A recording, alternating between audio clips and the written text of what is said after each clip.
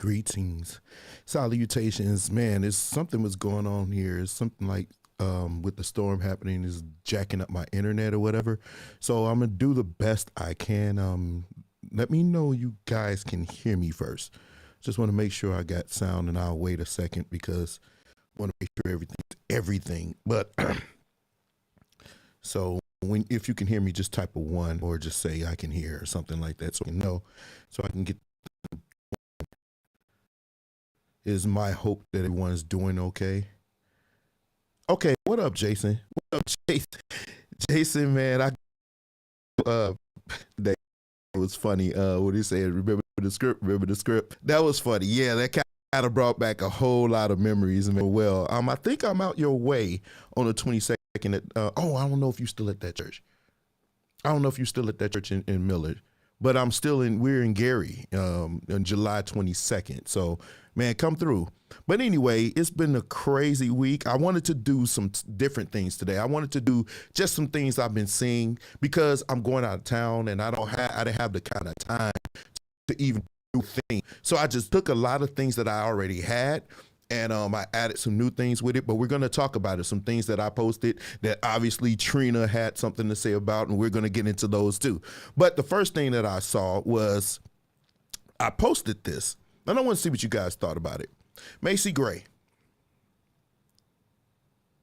Oh, what up, Jason? Oh, Lil Big Jason. Got it. Okay, singer Macy Gray accused of transphobia after saying surgery doesn't make you a woman. I'm still confused.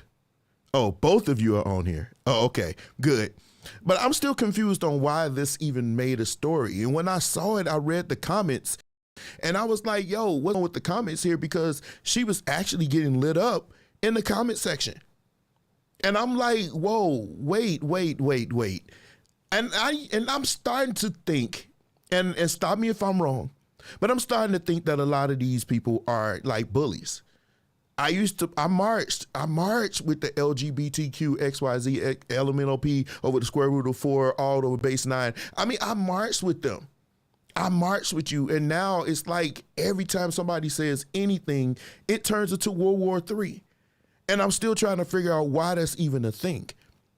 I'm still trying to figure out why, if anybody has any criticism, it's automatically deemed to be hatred or anything. And I'm going to get to somebody else because gospel artists are not above that.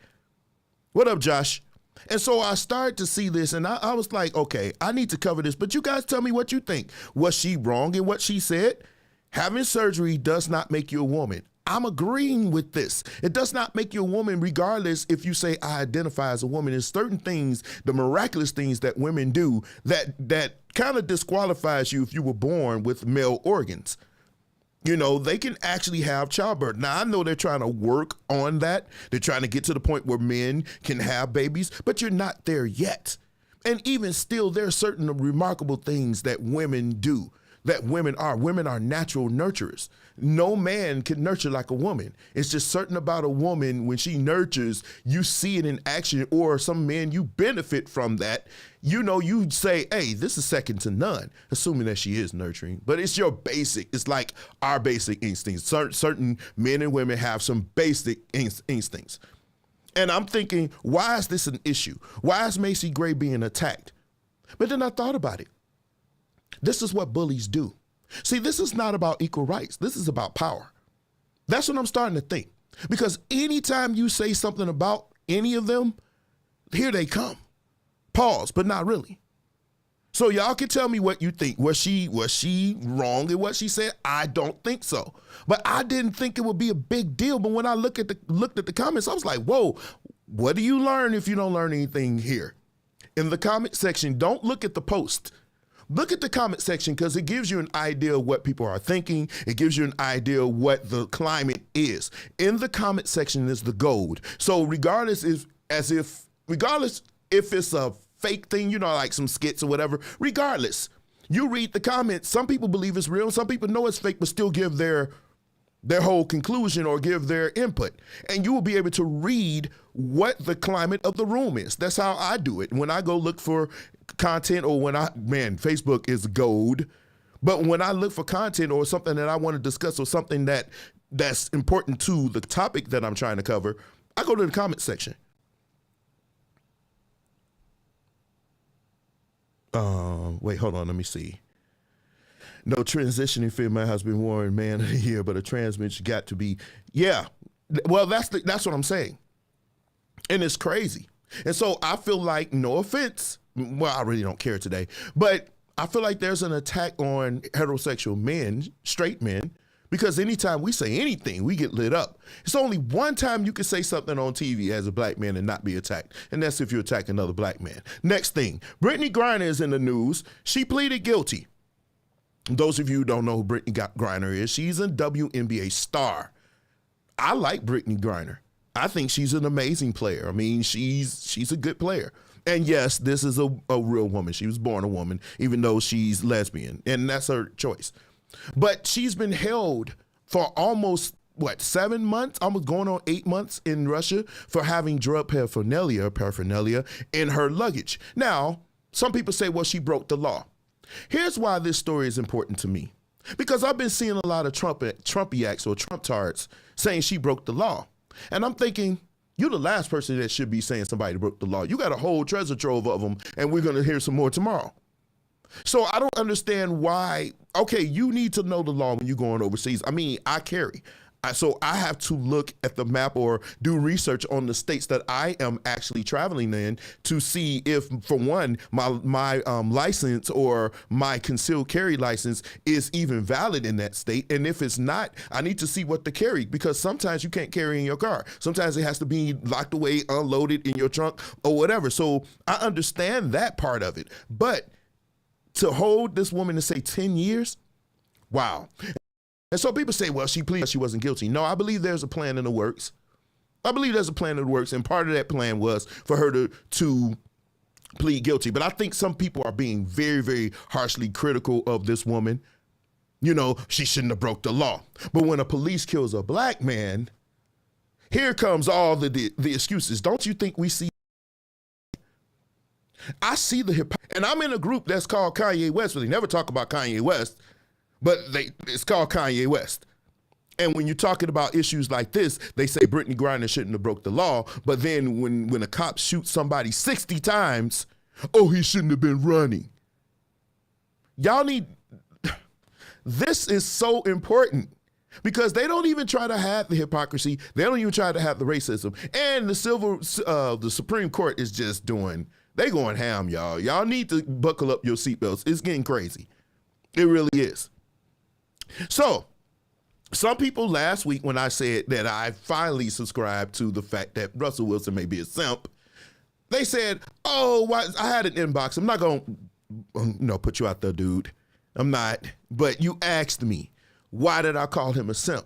And I explained to you that a simp is somebody that puts aside his own morals and values, and lets his woman get her whole way, even though she probably wouldn't reciprocate. If you are a believer, you're a Christian, you say, I'm a wholesome Christian man, then there is no reason why your wife should be posting like this online. You cannot make this up. That's why I say something. That's why a lot of people say he's simping right now, because you got your wife with her butt cheeks, ample butt cheeks. Well, maybe not so ample, but you know what I mean. They're out for the whole world to see. And that's why I called him simp. So I hope you understand, young man. You know, you asked me why I called Russell a simp. I said I'm starting to think he's a simp, because there is no way, as a Christian man like I am, I would not let but that wouldn't be something that I would want my wife to do. You can't force her to do it. That's what I mean. I shouldn't say let.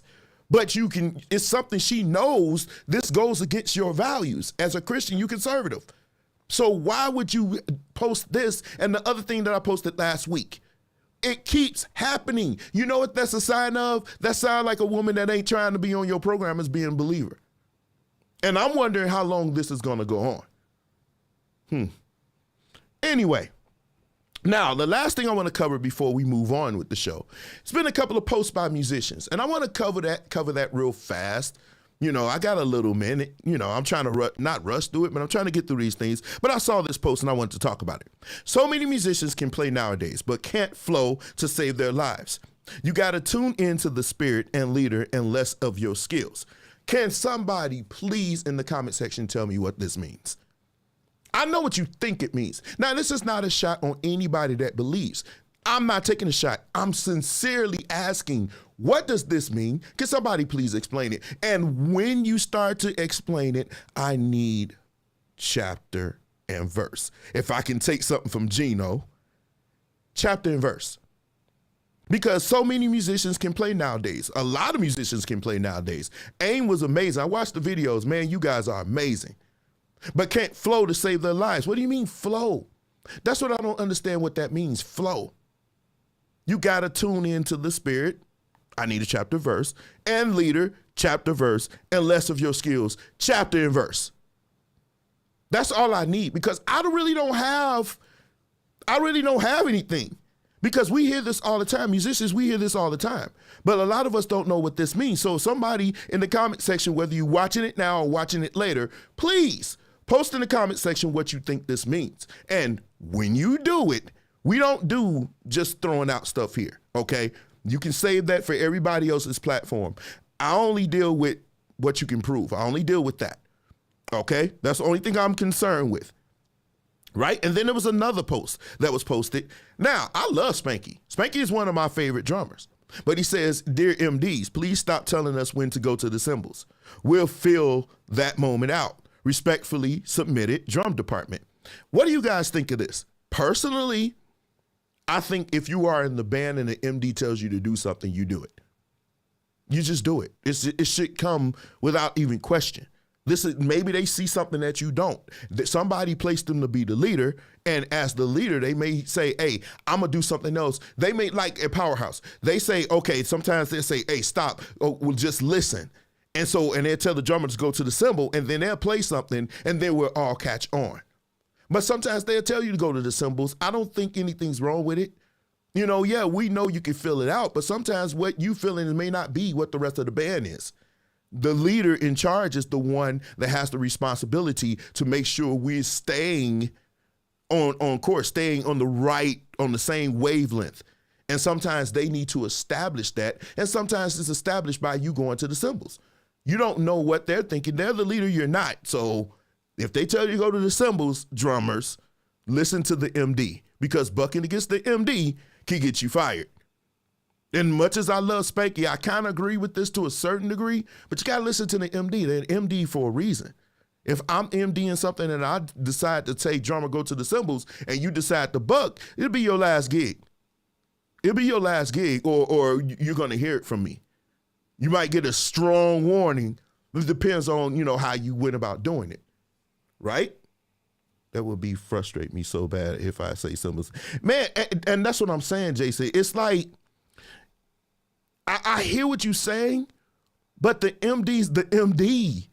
You say when the MD says go to the cymbals, you go to the cymbals. This is not an argument. We can talk about it after. Why you keep telling me to go to the cymbals? Man, it was this thing I want you to hear it. But this is the MD.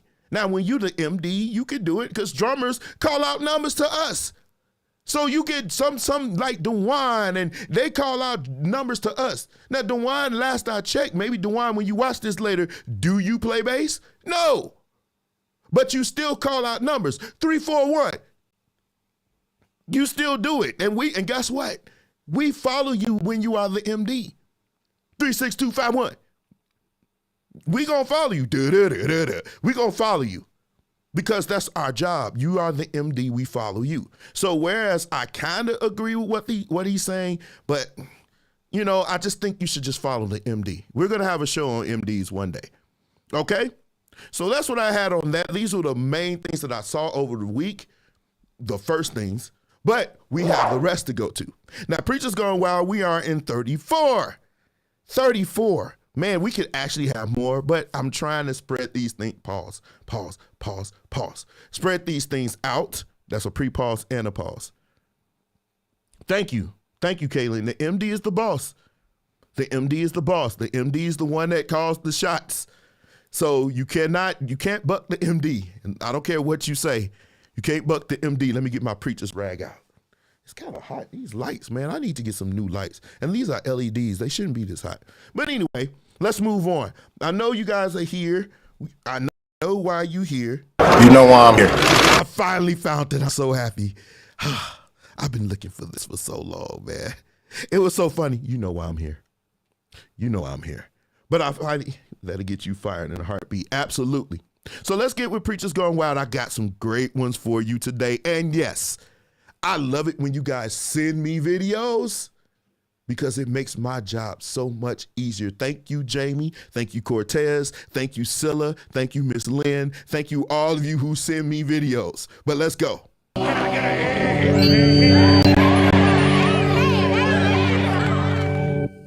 Let's start off Preachers Gone Wild with something different. So apparently Todd Dulaney was bullied. It's like the bullying never ends. Remember I told you about the bullying from the LGBTQ XYZ LMNOP over the square root of 4, base 9 with a -4. It's starting to get out of hand. You got a public figure like Todd Dulaney that can't even say, now I'm going to post what he said.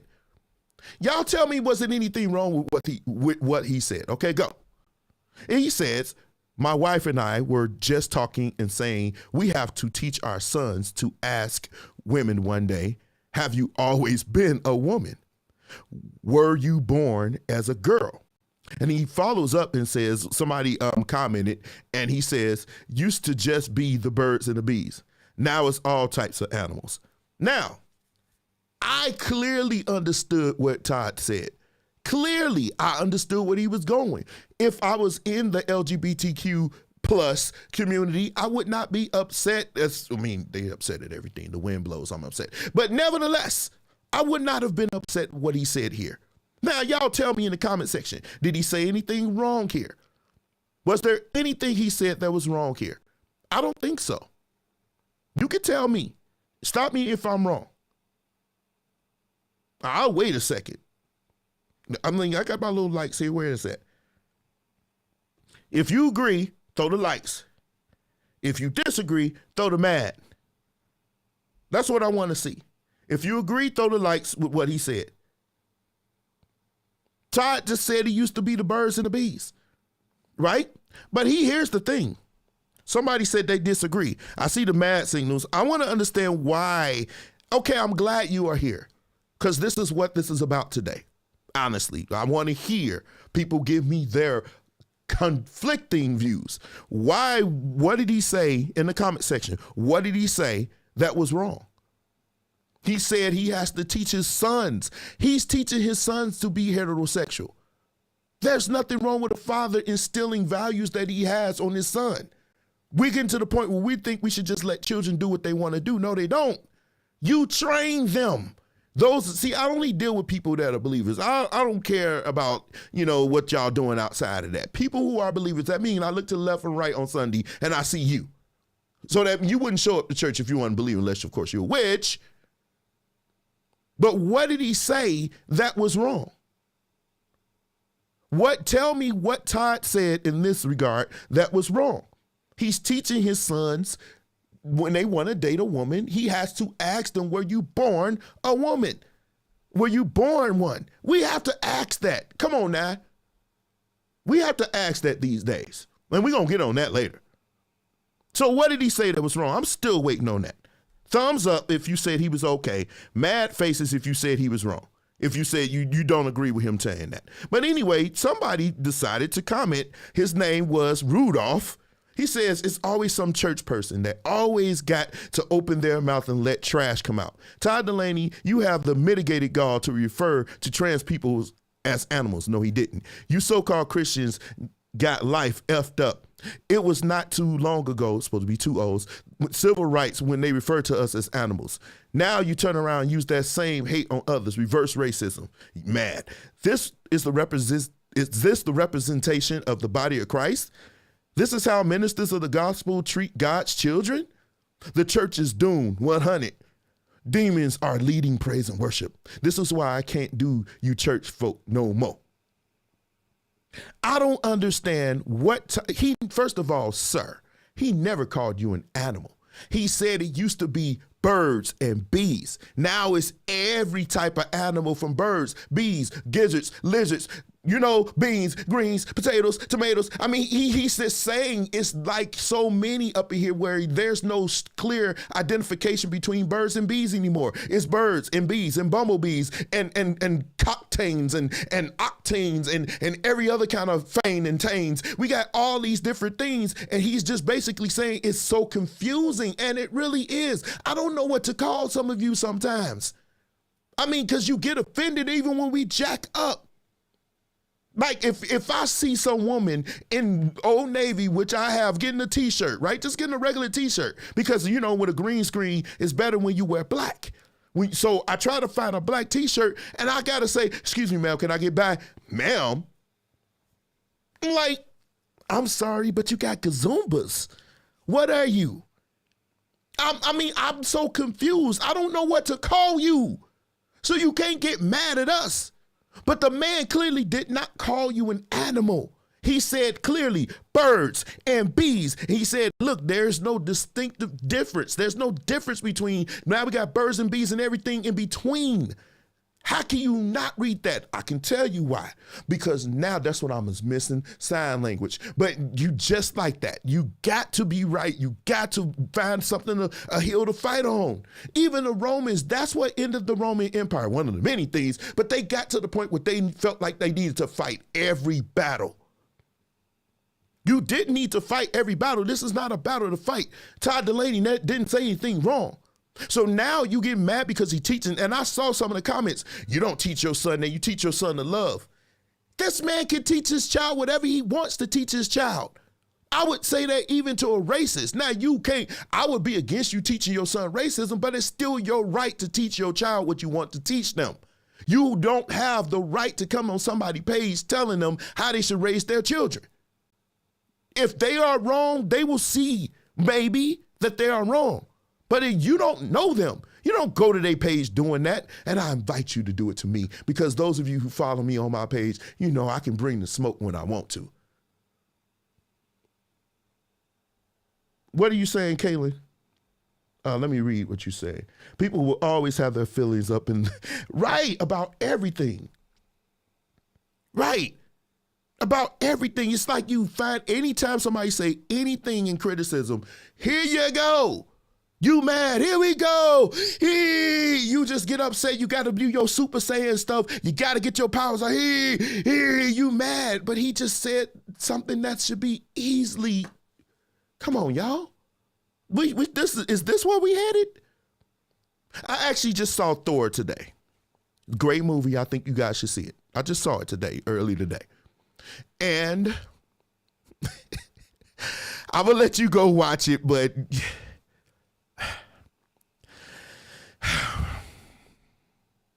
moving on, last week, Creflo Dollar shook up the world, the church world, right? And while this is playing, I'm going to turn my air down because I got to combat these lights. It's killing me. But anyway, somebody left something that was so crazy. And I'm going to let you watch it. If I'm not back, just pray my strength. But you got to see this video. This was the most, because everybody had something to say about the tithing thing. Everybody had something to say. Everybody had something to say about it. But when I saw this, I said, oh no, this is the, I want y'all to look at this. I'm gonna go turn this here down. I was sharing with the viewers the fact that so many people are coming out now with a false doctrine, a different doctrine concerning tithes, concerning offering. We've been taught one specific way our whole life. And that's the way that I believe, that's the way that has worked for me all these years. I was taught that if you want to make it to the top, TOP is tithes, offering, and pastor. If you pay your tithes, you give your offering, and especially a sacrificial offering, that you can expect to make it to the top. If you support your leader, the person that God has placed in your life to be the watchman for your soul, that you certainly can't do anything but be. And that's how I was taught. I stand on that. I don't know anything about no new doctrine that people are coming up with, because God's word hasn't changed. When I first heard this, the first thing that entered my mind was, oh my God! I could not believe what I was hearing.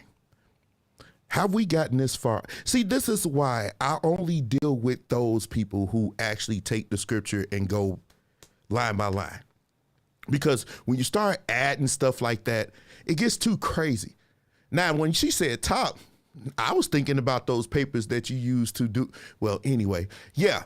But where's the, see, I think the way that we are taught, those of us who are educated, we went to school, you cannot present a paper. You cannot present a paper. You have to say, point.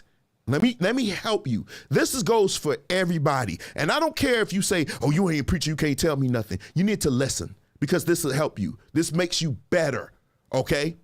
You present a point. Then you present the evidence. Point, evidence, point, evidence.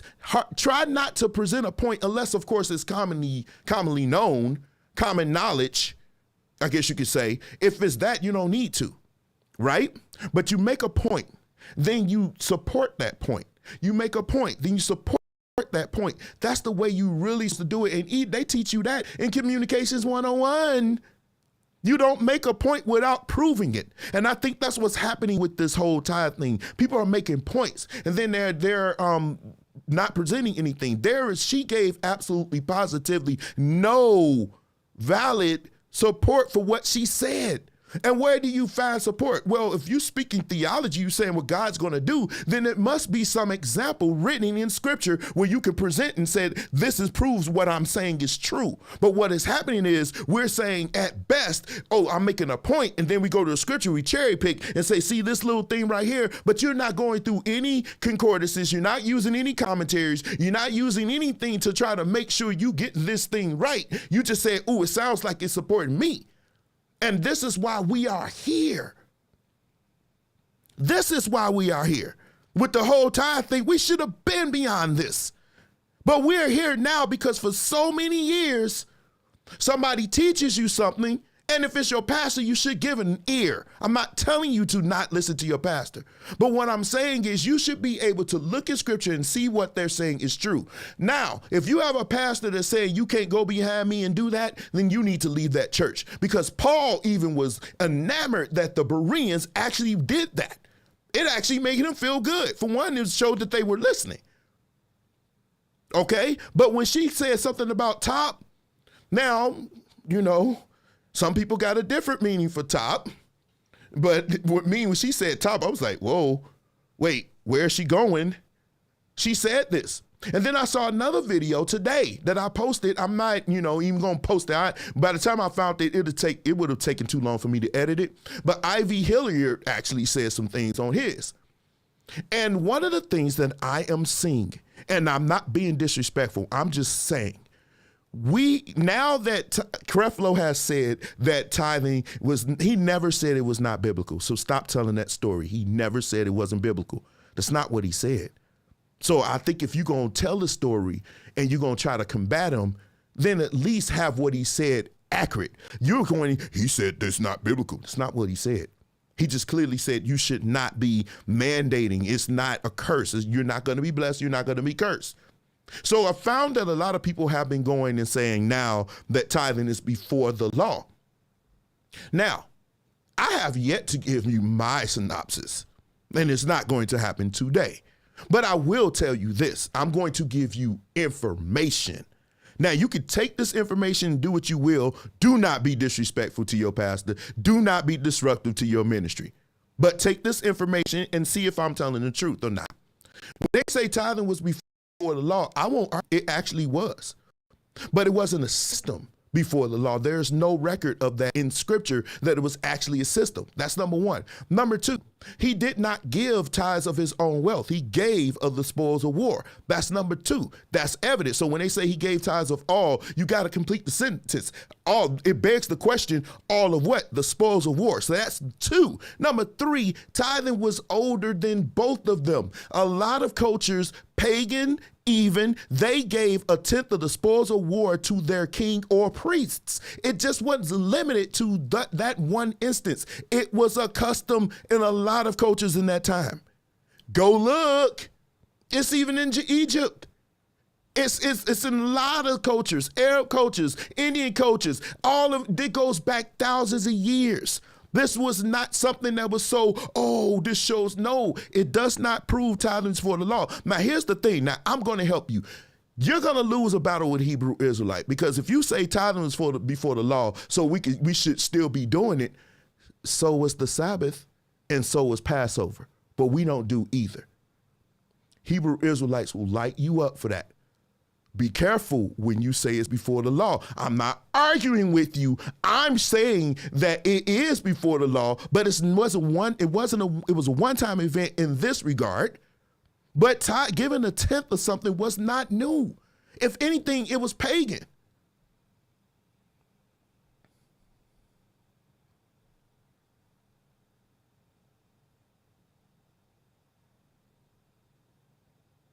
So I don't know. So when I saw the videos, and believe it or not, one of the fallacies I have been seeing is called ad hominem. Ad hominem is when you don't debate what they're saying, you just decide to attack them. So when you are talking to somebody and you're having a discussion, it turns into a debate. There are things you need to avoid. I say that all the time. And these are logical fallacies. You need to avoid them. They weaken your argument and they make your argument look pretty, that's when I say flawed logic. When I say your logic is flawed, I'm really saying you have introduced more than one logical fallacy. So that makes your logic flawed. And the only way you can combat what Creflo Dollar said is to go scripture by scripture, proving him wrong. And to say, and that's been in the playbook, to go and say it existed before the law, I won't argue it actually did. A lot of customs did it. A lot of other cultures did it. Right? But so was the Sabbath. Because God himself rested on the seventh day. So that existed before. Right? So, but we don't do that. Friday, sundown, we going to somebody's church. We or doing what we want to do, or eating or cooking or going to the restaurants, right? But and so was Passover. We're not doing that. We don't do Passover. A lot of us probably wouldn't even know where to begin. I did because I actually did it, but it was something I'm glad I'm not doing it now. But yeah, so you got to be careful with these debates on the tithing thing. You have to be careful, and I find it very, what's the word I want to say? Disheartening, because they're going at this man and now they're saying, oh, you were right before, but you're wrong now. People can grow. People can you can actually listen. I grew up in church my whole life. And when I learned some stuff, I was like, man, I grew up with this, and I actually used to tell people this stuff. But now I'm like, no. Wait, so he can grow. I'm not saying he's right or wrong. What I'm saying is don't take what he said and blow it all up. You need to watch the whole video to understand what he was saying. Now, I said last week he kind of spent it with the Melchizedek thing. He said, because I already trust God, I'm going to give Melchizedek this. No, that's not why he gave it to him. He gave it to him because two reasons. It was the spoil of war, number one. And number two, he didn't take any of it. He said, because you're not going to say, you made me rich. Now, in that regard, you can say, well, God made me rich. That's fine. But you can't say he gave because he loved God or he wanted to. Nah. And one thing that Hilliard said in the video that I watched, he said, you give tithes because it's obedience. Now, I'm confused, because if tithe existed before the law, show me where it was told that he needed to do that as a law. Because God, if Yahweh never told him to give a tenth of anything, then how was he being disobedient? How was he being disobedient? If there was nothing in place that ordered you to do it or mandated that you do it, how can you be being disobedient? Unless, of course, you're following the law. And I've heard some preachers say that, oh, well, the Old Testament is not gone or whatever. Okay, that's fine. Hebrew Israelites showing up, it's going to be one. It's going to be one. So that was crazy when I saw that. But anyway, so you guys have been sending me another video. And I think, Jamie, you sent me this one. And I took a look at it, and I'm going to tell you about it on the other side. Here we go. Because the Lord said, the picture you taking right now, that's your husband.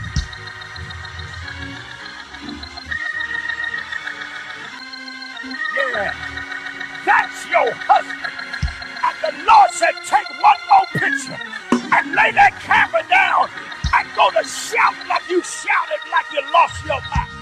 I need everybody in here to grab you a praise partner, and I need you to shout for her.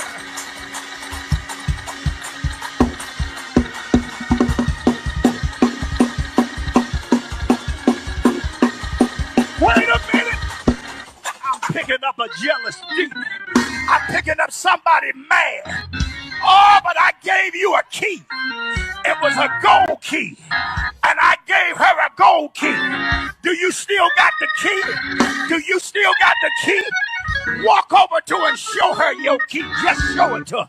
That's all right. That's all right. Just grab her by the hand and ask her, is the prophet right? Just ask her, is the prophet right? Ask her, is the prophet right? Okay, a couple of things. There's a lot to unpack with this one, so let's get to it. Number one, he didn't say I'm married. He said I don't have it. That's what he said. So I know, and so I could do a better job, and I repent of that. When you guys send me stuff, you know, sometimes you send it and whatever, and you take a look at it, and I look, and then I find out later after doing my research that it may not have been what it was, because last thing I want to do is get on here and go to preach. I don't care about going at these celebrities, but we're going to get to that. But I don't want to go at a preacher or a prophet and anything and make fun and have this thing that we talk about, this preacher's going out. I don't want to put them here and this wrong. That's something that I don't want to do. So when I went and researched it, what I found is that this man is not married. He has a child, but he's not married. He's not married. See, because it's got the title of the church there. It's the Ramp Church. And like I said, I could do a better job. Sometimes I could do a better job of vetting the stuff before I post. But usually when I'm here online, I vet it. I actually go through whatever. Sometimes when I post and I share stuff on my page, I could do a better job, and I will. I could vet better. I could, because sometimes people send me stuff in my inbox, and then I just go by their word. And I shouldn't do that, but I'm going to do better. And I'm going to tell you why later. Because I got somewhere I got to go. And it's going, I got to go there. Sorry. But anyway, when I did my research on this guy, I went to his Instagram and I went to his website. He has a website as well. And I found that he was not married. He was not married. He's not married. Now, why am I still going to get on this prophet? Because y'all need to stop putting these dudes with women they don't know. God ain't told you this man was going to marry this woman. He ain't tell you nothing like that. And I'd say that standing flat foot in front of you. No lightning bolt's going to get me. No bear's going to come from urban America and rip me to shreds. You know good and dang on well, God ain't told you that woman, because she don't even know. No, that's not the way that works. That's not the way that works. And I get tired of people saying this is going to be your husband. Don't do that. And we sit back and wonder why the divorce rate in our churches is so high. Because we listen to people dictate what's going on in our lives. You don't know this man. You don't know this woman. He could be, and I don't know this man personally. I'm just, brother, if you see this, I'm not talking about you per se. I'm saying any man. He could be the worst person on earth. And you just put a woman with him that he gonna beat up to death, to dust. Not necessarily with his physical fists, but he may do her wrong over and over again to his wife. Let me see what you say, Trina. I know people that got married based on the word that passed and it turned into an absolute. That's what I'm saying. And so here's the thing, prophet. When you said this would be my husband, let's say for instance we get married in travesty, right? Do you want the smooth stone or do we want the hard rock jagged, Infinity War stone? Because you just told me something that absolutely was not true. You prophesied a thing that God didn't tell you. This man, how you know? And so here's the thing. Now, I got a question for the Ramp Church.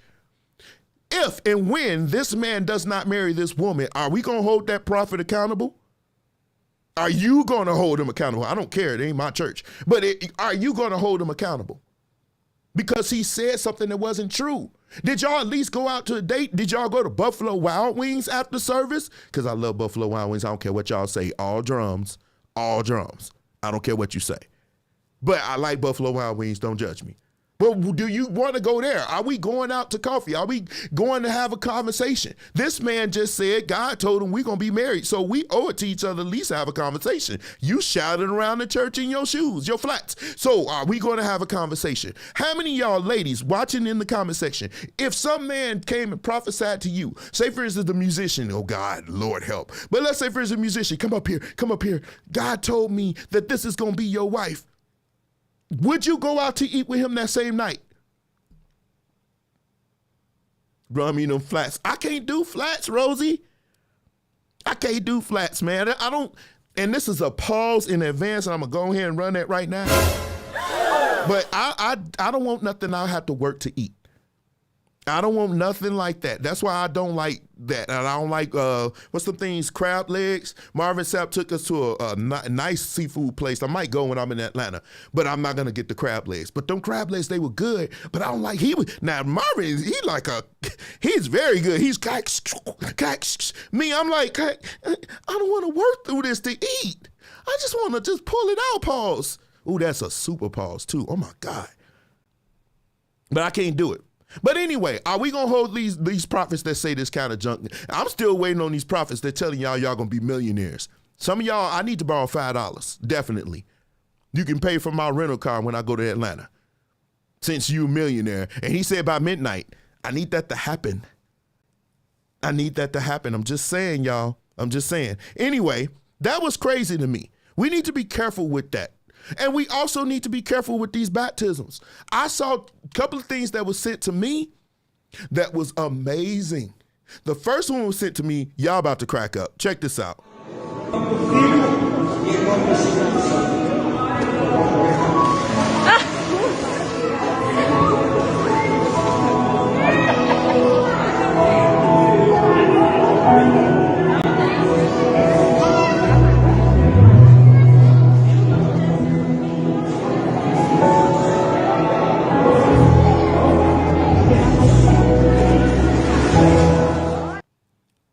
When were they gonna let dude up? That was a drowning. First of all, I thought you're supposed to get baptized in at least, I know they got a pool in there and I'm really not trying to go with them. But I thought if you don't have a baptismal, situation in your church, why not go to the river? But that was crazy.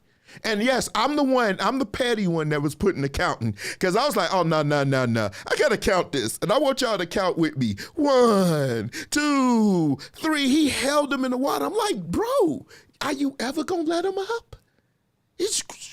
So what we eating tonight? Yeah, tacos down. Good, nothing. Stay in that water. Stop fighting, the devil using you. Huh? Yeah, I'm going to text her when I leave. This dude drowning. And you just having a whole conversation. They did a whole section of a chorus. I'm sorry, Bishop, whoever deacons, if I should ever, which I will not do, but if I say, for instance, I want to be baptized again, don't hold me in that water long in a second. You got 1 hot second. That's what I need to see. Anytime you hold me in that water, I hear, and you can feel the dude straining. He using all his corpuscles and torsos and all his little biceps and triceps and triceps trying to hold you down. No, we're not doing that. You can see his feet at the bottom. He like, I'm dying up in here. And see, it's worse because you can kind of hold your breath when you're facing down, right? But when you are up like this, it's harder to hold your breath. So they would, man, I'm going to say this and we're going to move on, I promise you. I know we're supposed to be, demonstrating our death and then rising up. I know it's really, one preacher told me baptism is not essential for salvation, but it's, you're supposed to do it, but I don't think it's essential. Now, I don't know. I'm not going there. Maybe that's something we could talk about later, but it didn't matter in this point. Was this a baptism? Well, that wasn't the only one. A Mormon decided to do a baptism in a pool at spring break. Check it out.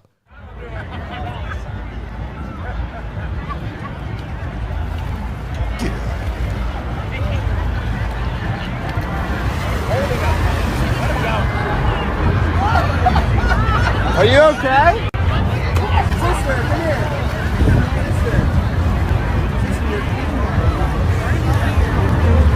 God bless. You cannot make this up, dude. The Mormons, you just can't make this up. And then he threw the other girl in the water. Y'all, listen, I don't, it's bad enough to see things happening in the world, out in pools and spring breaks and stuff like that. But it gets worse when you see crazy stuff start happening in the church. Some stuff should be left out of church, like this.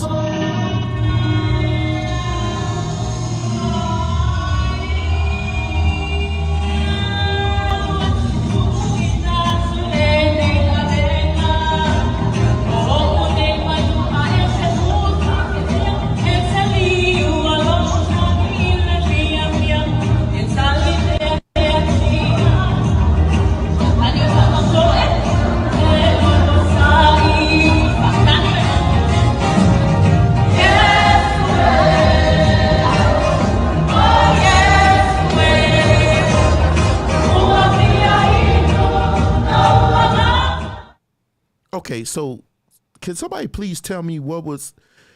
I'm thinking that's what happened to Quentin.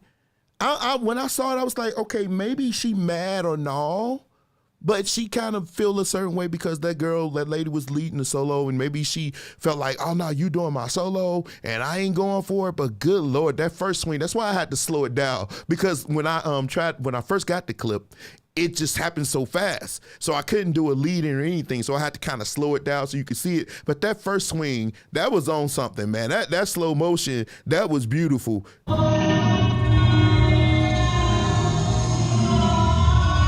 It's like she tried to grab her hair and pull it out. But I think now, ladies, I would tell you I'm ignorant to the things that, with ladies. I like to ask you, was that her hair or was that a wig, or you can't really tell? That's what I want to know. I want to know real quick. Was that a weave or was that her hair? Because first of all, it was flowing. It was Pocahontas. But I want to know, was that a weave or was that her hair? Let me know in the comment section. But see, that wasn't the one. About 6 of you in a row on Instagram and Facebook tagged me in this one. And y'all know which one. I like this song. I wish my bass was plugged up, but I like this song. And do I want to tell you about that now? Nah, I'll let y'all. I'll do it later. I might go live when we have our band rehearsal Wednesday. I want you guys to hear it. It is so beautiful. But anyway, one of my favorite songs that my brother actually has, he's done and we kill it. It's called Be Grateful by the Hawkins family. Somebody tell me, is it the Hawkins family? I think the Hawkins family. Be grateful. So I love that song. I love it. And Jason Anderson is one of the best organs I ever played with, pause, but he kills it every time we do that song. But while this song was playing at this church, something transpired. Thank you, Facebook user. Tell me your name, Facebook user. Just saying Facebook user. I would like to know who you are. Yeah, he does. Jason, he kills it. You hear me? Man, listen, I think that will be, I have a single that's dropping out. I'll probably drop it in the next week or so when I get back. But I'm going to start dropping, my brother and I, we're going to start dropping singles very, very soon. Like within a week or so, we're going to wait and then drop another. We're just going to push it out. So y'all support us when we do. I'll let you know. I might play one of them here. Okay, but anyway, yeah, Jason does kill that. It's me, Marcellus. Okay, Marcellus, why is saying Facebook? I don't know why it's saying Facebook user. But anyway, here, I know, Jason, man, it's been a rough road, bro. But here we go.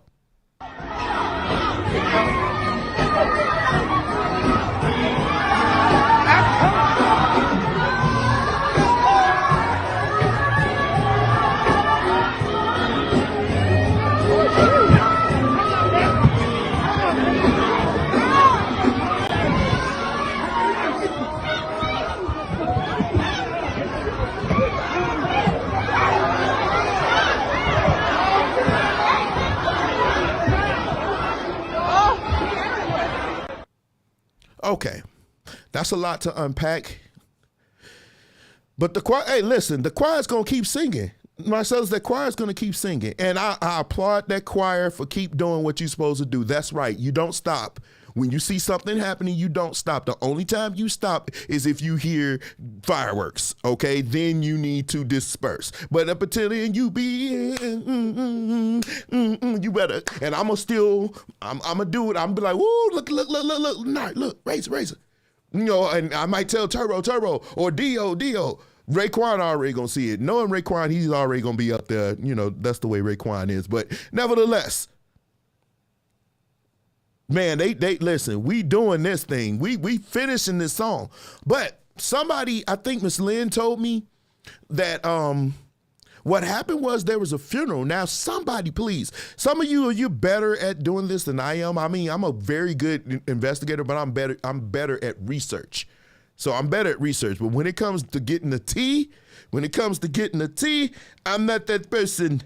I'm not that very good to get the tea. But I'm very good at research. I don't mind saying that. I'm very good at research. It's one of my strongest suits. But to find out the backstory and stuff, I'll leave that to y'all. So, but what was told to me, that this was a funeral. Now, I don't know if Be Grateful is a good song for a funeral. Somebody's laying there in the front and they're not here, and you're singing Be Grateful. Be grateful I'm not this person. I don't know if that's a good song for a funeral. That's not on the good. Don't sing that at mine. Be grateful. That's a very, I don't know about all that. No, because you sing that, my mom gonna be like, don't sing that at my funeral. Just don't do it. But anyway, they said it was a funeral, and the person that actually was involved in the murder actually showed up. Or somebody that knows what happened. And so that's what started an argument which led to the violence that we see before you. But nevertheless, that was still crazy. I mean, we're seeing fights in church now. We're seeing a whole lot of this, I think. Like I said, when we first did Preachers Gone Wild #1, I think one of the earlier ones was when that guy walked up in church and swung on that dude. Y'all remember that? I said this is going to happen more and more. There's going to be way more fights because there's no reverence for the quote-unquote house of God these days. There's no reverence for it anymore. When I was coming up, you didn't walk even down the middle of the aisle without thinking you was going to be struck by lightning. It just didn't happen. But now, it's no reverence. These are new church people. They love to sing the roast. Right, man, look, I agree with you. They do love to sing the wrong song. They do. But I just think that was very weird. You in a church service fighting. I don't know. But listen, it gets wild up in church. And it's going to get wilder. It seems like every week something happens, y'all. For real. Real talk. Something's going to happen every week. But something did happen this past week. And we got some stuff to talk about. Trina, I know you still here. Here we go with the topics that you really want to talk about, all right? But before we get started, let me tell y'all a little something. Let me get started. I don't hate women, okay? I'm not broke. I'm not gay. And I am immune to your attacks that some of you, the sign language, shame, insults, guilt, the need to be right, those things don't work on me. Only thing that works on me is good, concise arguments and positions. So as we dig into these things, I'm going to ruffle some feathers. And we're going to do this in like 30 minutes. We're going to be out of here in 30 minutes, hopefully. I don't know if it's my phone or not, but your sound is going in and out. I don't know. I mean, it seems like it's going here. I got a really good signal here. What's up, Trey? What's up? Dude, y'all ready? And listen, we finna get into it. First things first. I saw a post, and these are all posts that happened over the week. That's what we're doing right now. Okay, we're dealing with posts that happened over the week. Some of these posts we got into a discussion with. And we're going to have fun with this, okay? We're going to have fun. It may ruffle some feathers. You just, voice your opinion. I don't know if you noticed, but I did put the link there. So when I put the link there, only thing you got to do is say, hey, I'm coming on. I'll let you on and we can go at it. Tonight is the night. I'm almost done. My packing is done. I just got a couple of things. As you can see, I'm kind of rough because I usually don't cut my hair when it's a big thing. I don't cut until it's getting closer. Y'all know how we do. We try to wait until the last minute to make sure it's nice and crispy. So my clippers are already packed up and ready to go with the oils and the disinfectant and the razor blades. And I even got some enhancements, even though I really don't need them, but whatever. You clear. It's her phone. I hear you clearly. Okay, thank you. So let's get going. First things first. One of the things that I've been seeing is people who want to shower crap particles in your parade. One of the reasons why I always tell people to keep your personal life personal, don't post it to Facebook, because there will always be a fool to rain on your parade. And usually with doo-doo pellets. They want to bring your happiness to misery because they're misery. And I know you're going to say, oh, he's going to come down on women. Men do it too. Keep your private life private. I tell y'all that all the time. Now, the magnificent things, of course, you married, you literally walk down the aisle, fine. But your different relationships, all of that stuff, the different things, your plans of what you're trying to do, try to keep that off of Facebook, because what happens is even your engagement will be met with a hater. So check this out. He put down, he said, she said yes. She showed her ring. They're happy. But guess what happened in the comment section where the gold is found? Deshay, I don't even know this last name. Congratulations. I wish I had held on to her. You're a very lucky man. I will never forget how amazing she was when it comes to woman on top. She was the best. I wish you everything good, and I didn't get the rest. This was how it was sent, or how I saw it when it was posted. Now, I'm thinking this is cap. I'm thinking this is just some random dude that got on there and did that. But reason why this is important to me, because I've seen somebody do this and it be true. I've seen women do this and it be true. Maybe around 2012, I saw something just like this. Somebody posted about their girlfriend and said, I love her. And a woman got in the comment section and said, you didn't love her when you was on top of me last night. This junk happens. Keep your personal stuff personal.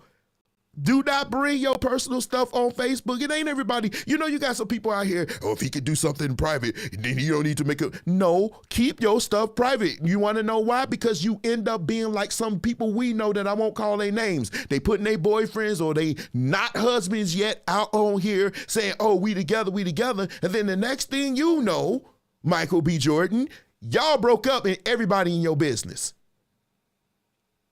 Everybody's in your business. Keep your private stuff private. Now, as somebody who has a master's in cybersecurity, I would tell you to do that just to keep the hackers off of you. Some of you, I would love to hack you. I can't do it because I go to jail, but I would love to do it. Like if you gave me permission to do pen testing for you, oh, I would light you up.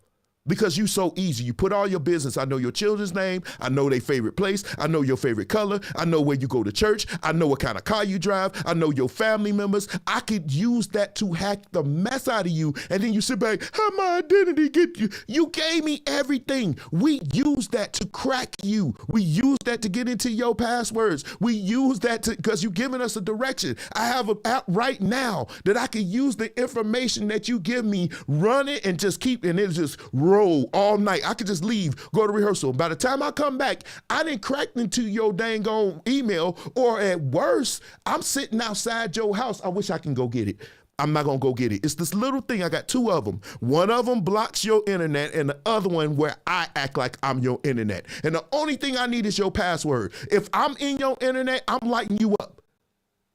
This is real, y'all. That's y'all sitting up and saying, I got hacked. You better be glad it's just Facebook. Like I said, I have a master's in cybersecurity. I can light you up if I want to. Y'all need to keep your personal business personal. Personal. Keep it off of Facebook. There are hackers here. They're much better than me. I'm decent. But I just got my master. Well, not just, but they're better hackers because they've been doing it since they were 7. I just decided to get into it. And I love it. I love doing it. I run tests at my job all the time. And without saying, a lot of them fail. They will actively give me their passwords. They give me their passwords. I'm like, you just gave me the passwords to your email. And what happens if I get the password to your email? I get your pay stubs. I get your social security number. I can run game. I can get credit on you. Stop doing it. I'm not saying you can't post anything, but just be careful. But when it comes to your relationships and your personal life, I'm a public figure, I guess. I'm a musician, so people know me even though I don't really post my videos on Facebook. I mostly post them on Instagram these days. But y'all know me because I play bass and I do these lives just for fun. But y'all don't know much about me unless you know me personally. And that's the way it's going to stay. Because if you don't know me personally, you haven't gotten to know me, I'm not going to be posting my business out here. Hopefully that blessed you. Now, another thing that happened a couple of weeks ago, I posted something and it got real crazy. Where I said women, I didn't say single women. Some of y'all said I said single women. I didn't. I just say women. That could be married. That could be a woman with a man laying up next to you while you calling Craig asking who he went to the movies with. It could be any woman. I didn't say single woman. Some of you married women, you coddle your sons. You enable them to be weak. They can't do anything without you. That's that nurturing thing, but it works in a negative like this way, right? But I saw something that was very, very, very disturbing. I don't despise Lizzo. I don't despise, well, we're going to get on that in a minute. But check this out, y'all. This nigga shine out there, boy. You see your baby? Look at your baby. She need clothes, boy. You bogus as hell. You posting up all these pictures with money and stuff, but you can't afford but you come to my auntie like you can't afford no clothes. You can't afford no money for some clothes. You got me fucked up. You posting up all these pictures with money, bro. And then you got the contingency change your hair purple, green, pink, and yellow. But you can't even buy your daughter some clothes. But you can afford to dye. Clothes and pants like $3. You can go to the children's place and get that for $4.99. A shirt for $4.95, shirts for $4.99. $4 pants, $4.99. For real, but you can't afford, but you can turn this nigga shine out there. We not doing it. So how we gonna handle this? First of all, in all fairness, we don't know who that was taping it. We do know it was an older person. It could be an aunt, it could be a sister, it could be whatever. But let me ask you this question. Is it appropriate for a boy to be talking this way about an adult or somebody that's older than him? One of the things that should be taught to our young men and our young ladies, but our young men as men, is to respect older men. I tell a lot of them, and I know some people hate it, but these are your brothers. These are your brothers. You don't speak to your brothers in that way. You show respect to older men. But see, being as though that's not being taught, this is what you get. Now, I know you say when I posted this or when I got on the post and said something about it because it was sent to me, thank you, Lauren. But when I got to the actual post, and I'm saying, how is this funny? So me and the person had a back and forth with it. But my thing is this, how is this funny? When you have a little boy saying all this, that's disrespectful. And here's my thing. And I understand what you're saying. Somebody put him up to it. I understand, cuzzo. I do. But nevertheless, I don't care if they put you up to it. It's just certain lines you should not cross. Why? Because if you instill that into him now, I guarantee you in school, he gonna start talking to teachers like this. I guarantee you. I'll be shocked if he didn't. Because you see, he said, you got me blanked up, and nobody slapped the taste out of his mouth. They chuckled. They chuckled. They thought it was funny. This is what I'm saying about our young men. This is inappropriate behavior. And instead of somebody checking him, you laugh. Like I said, I don't know. I pray that this was not his mom. And why would you? I don't care who it was. This is an adult, right? Or somebody older. There's a younger girl in the room, and you allow him to speak this way? But if I say something about it, here you guys come on my page arguing. Oh, you no, because she could very well have a man and still this happens. Let's just say for the sake of argument, this was his mom taping. How in the world can you, now you're doing what? What kind of good parenting is this? And like I said, I never said single moms. Some of you got triggered. I wasn't talking about single moms. I don't care if your husband is laying next to you. There are many women who coddle their children. It happens.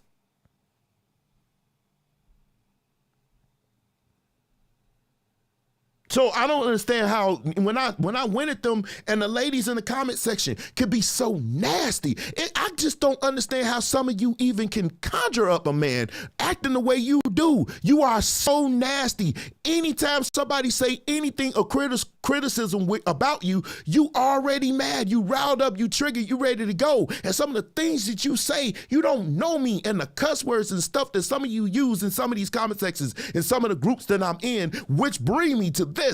If it's a male group called Black Men Conversations, why in the hell are you in there?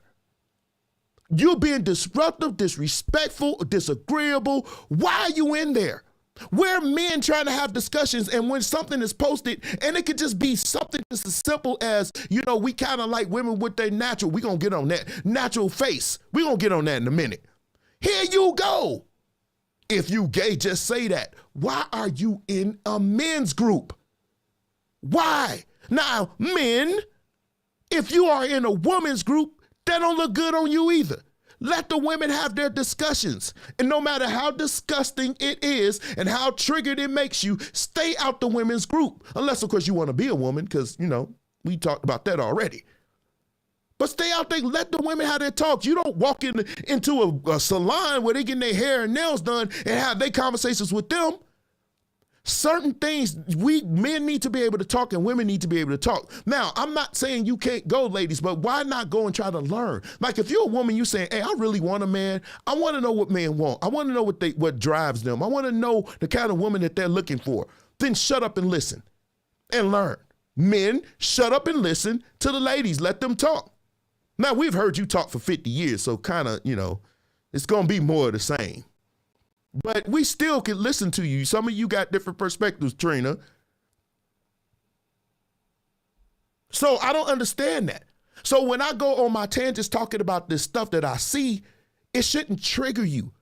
Why don't you listen? If you just say, hey, I don't want a man, then that's fine. Go out here for the streets. But don't get mad when somebody say you are. Amen lights.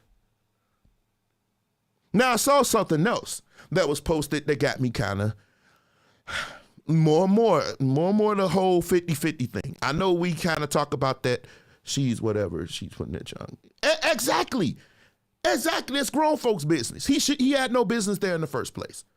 Amen. Lights and walls. Thank you, Mecca. I love you, Mecca.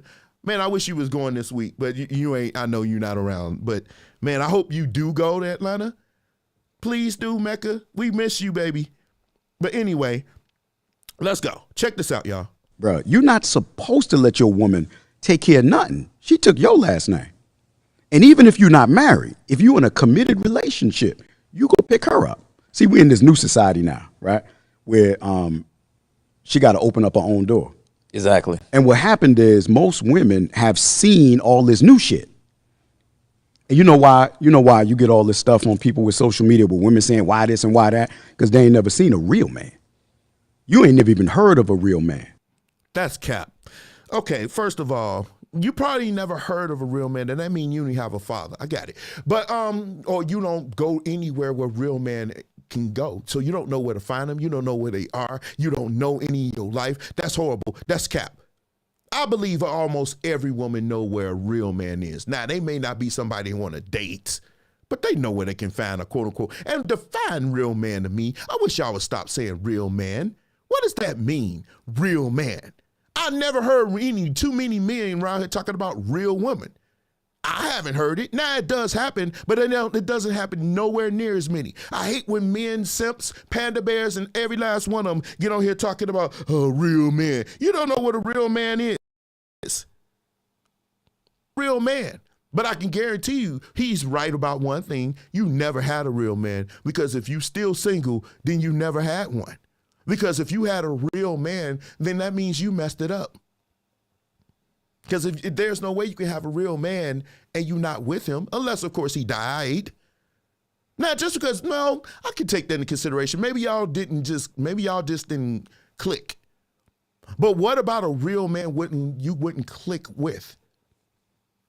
That's why that real man thing needs to be defined. So if I was to ask you, when was the last time you had a real man? And I said, well, do you even know what a real man is? Hell no. To the no. You wouldn't know.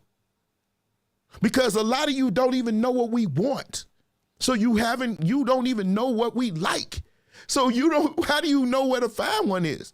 And so a lot of people didn't have a problem with him saying, oh, men got to pay for everything. This is the part that I want to drive home. Hopefully this blesses you.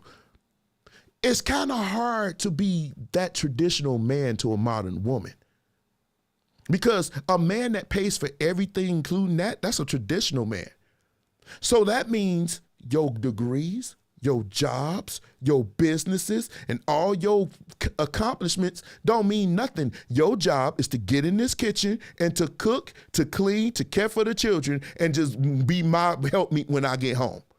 But and a lot of women, don't get me wrong, a lot of women don't have a problem with that. They will welcome that. But if you ain't got a cookbook, you can't cook worth nothing, you burn tuna, then why would, you're not valuable in that regard. But those kind of men that you want that can do everything, you cannot have a modern mindset with that man, which is why it's so confusing to so many men that I talk about. One of the main things that they say is they don't even know where their role is with you. And on one breath you saying, oh, men need to pay for everything. But on the other breath you say, I don't want to be submissive to him. I want to do my thing. I want to do this and that. Which one is it?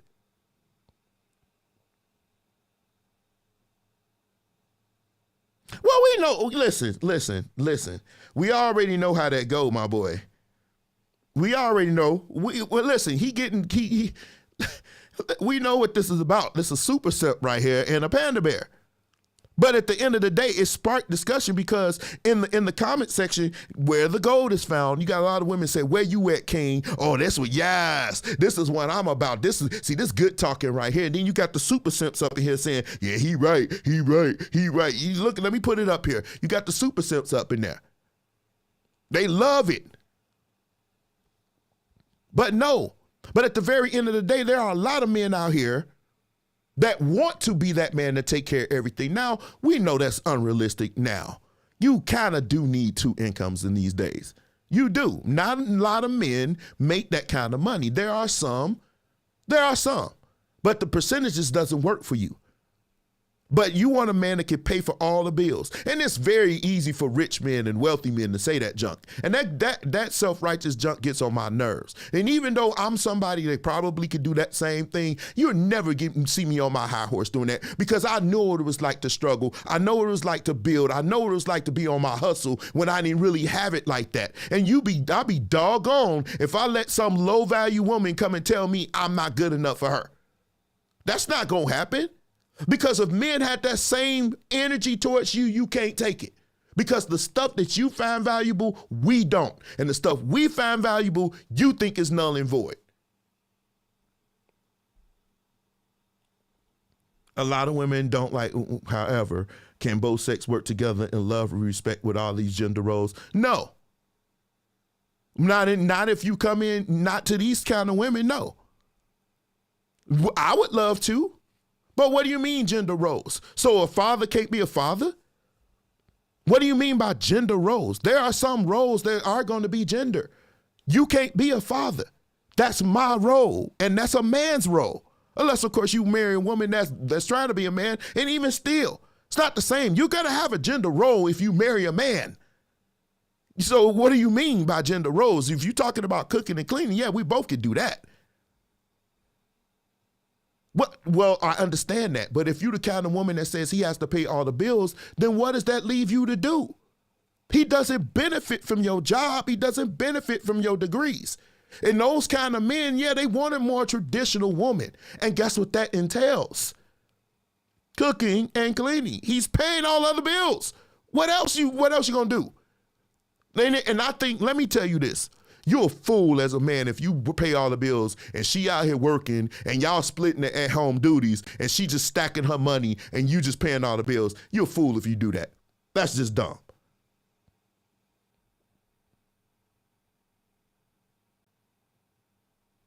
Not the roles by natural.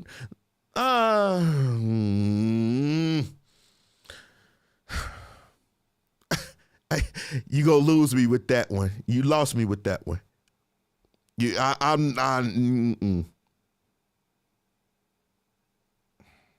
But anyway, let's move on. Maybe you can elaborate on that later. But check this out. This was another post that I posted. And I posted this video up. You said a man okay, you cannot be the father. Trina, ma'am, tell me in what way you could be a father. Tell me how you could be a father. There is no way you could be a father. That is a man's role. You can't teach your son how to be a man because you can't demonstrate it to him. You can just tell him there's certain things he can learn from you. But that demonstration, that actual hands-on with a man to a man, that only can be done by a man. If I had a daughter, yeah, in some ways I can't connect to my daughter. There are some ways. Oh, I'm agreeing with you. Okay, thank you. God bless you in your ministry. I wish I need to get some shout music because right there I was like, good girl, what's going on? The message is getting lost. Wild type. Oh, okay. Let's move on. So I saw this video and I posted it. Let me see what y'all think about it. What is going on? Why don't you explain? Why don't you explain to her what's going on? Don't be asking her what's going on. That would be amazing. Explain to her what's going on because you got busted. Can we just have him for cheating? So go ahead. That's him. That's his girlfriend. Listen, what? Go ahead. Girl for 3 years, but we've been having problems and stuff recently. I'm sorry, but how the can you be so casual about this? Right. There's a guy there's an armed guy here trying to tell me that. Don't worry about him, all right? I don't know. Don't worry about him. He is in front of me. He's not going to do anything, all right? We're not worried about him. I'm just saying, this is my girl for 3 years, all right? I've been planning to break it off with her. We've been like going through some stuff, all right? And everything's not. Okay, so like for 3 months, you haven't even thought once to even tell me about this. I told you that you gonna break it off with me? Don't touch me. Yeah, that's what he's saying. Wait a minute. So you finna break it off with me? We've been going through some stuff. Don't try to act like Child this is support. anything. Don't act like this is Look for anything. that. Look for that. Because straight up. How do you feel about this moment right now? About this moment right now? Okay. So, yeah, Trina, that video. And I know YouTube gonna be tripping. I just cut it out later, no problem. But check it out. She was upset. And he said that I was gonna break it off with you. The very first thing she said was, oh, you gonna break it off with me? Yes, child support. I was a little bit triggered by this because I've seen this happen so many times. Why is that the first thing that you thought of when you're angry? Child support is for the child, not for you to use as a weapon to get back at him. And see, this is what happens a lot. And a lot of people who were in my comment section said she was angry, she was upset. Yes, but if that man said, hey, if you leave me, I'm gonna bust you in your face, even though that's physical violence, but you would be upset because he said that in anger. I know you because I've been online, I've seen some of these comments. But she was able to weaponize or allude to that she was gonna weaponize child support in this regard. Child support is not for you to force your man or to get back at him. If he's not doing for his child like he should, then obviously there is. But you was doing that before you even started. You ain't even got a pudge yet, and you automatically saying you taking him to child support. Why? Because you know how this thing is gonna roll. You know how this thing gonna roll. You know it's gonna put him in a bad position. And I'm saying that even in your anger, you can't do stuff like that. Just like in his anger, he can't put his hands on you, and you know that old simp was gonna let him. And it's funny. That's why I don't really like that show so much, because I've seen him time and time again, and not just him. I've seen it time and time again where a woman is able to put her hands on a man, and they sit back and let it happen. But the second that man get tired, and he said put his hands on her, or even grab her, hey, don't grab her like that, man. Hey, don't grab her like that, man. I'm sitting up here like, dude, what in the world is going on here? You don't let this woman run up on him. Violence is violence, and we moving more and more towards equality. So when is the equality? See, that's why I don't really get with the equality train, because that's BS too. When I hear people talk about equality, this is bullshit. Because we know it ain't really equal. It's not going to be equal. It's equal when we want it to be, and then it's traditional or the patriarchy when we want it to be too. Because you let this woman beat up on this man, and she did put her hands on him later. I didn't keep it, but she put her hands on him. Now you say, well, she was upset. How many times have we seen men be upset and they still not allowed to do that?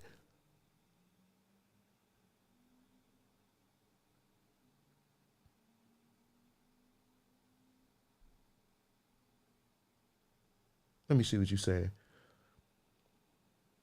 We do not know they had to fight custody. Yeah, spend all that money just to see. Right. You're right. As a pawn, he put her in a bad, let me see what you're saying. He put her in a bad position by cheating. What position? Okay. What position is she in? She got cheated on. She had a right to be upset.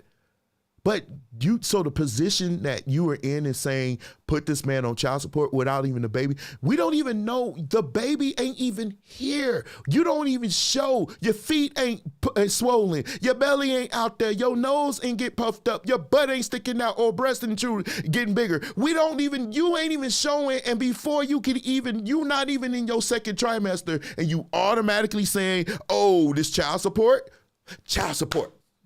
That's what she said. That's not it. And until the system is fixed, Biden, you want my vote again? You want my vote, Biden? Fix that. See, we talk about women's rights. You notice there's been no politicians run on men's rights. No politicians run on men's rights. Because if there was, stuff like this wouldn't be said.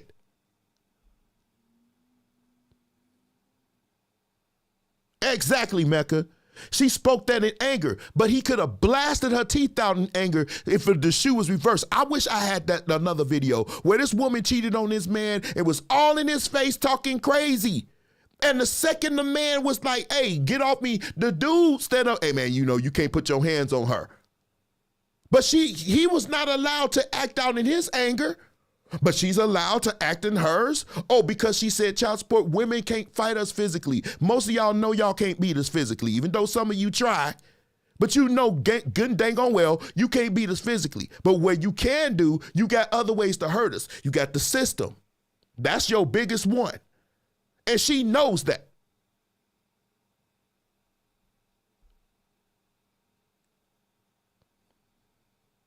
Wait, you said us men what? We controlling this pay. Okay, Trina, the black community has not been patriarchy for years. I don't know where you've been, but in the election, they said the black women is the backbone of our community. They were saying that last year in the election. They were saying that it has been true. We are a matriarchy. If you look at the statistics, most of our homes are led by women. They have women being the head of the household. So I don't know where you get this patriarchy society. You may be talking about American patriarchy society, but this surely ain't in our community. I've done the work and I did this live. I don't need to go. I'm not going to do the research again. I showed you where we are matriarchy. I had the data. I had the data. So for you to say it's patriarchy, that's false. It's matriarchy in our society. We're dealing with black people. We're dealing with us. So no, there is no patriarchy. That hasn't existed for almost 50 years. It was patriarchy in the 60s, but in the 70s, it's gone. Gone. Who's at fault for our men? You, 50-50. Remember that live? 50-50. It's the men, but it's the men you chose to have babies with. And a lot of you women in the 70s and 80s decided that they didn't need us. They chose the welfare system over the man. They chose the welfare system rather than to make it and try to make it work with the men. And then a lot of them were pregnant at 16, 15. Tell me what 15, 16-year-old boy can make enough to support a family or has even the mindset to do it. And those men didn't have a choice whether or not the baby's going to come or not. They had a choice to have sex unprotected. That was their choice. But after that, they had no choices. So no. So it's half their fault, half the women's fault. Are you willing to accept 50% of that blame? That's when women start have more rights. Yes, they had more rights. But in the 70s, when they introduced the welfare system, are you familiar with the no man in the home rule?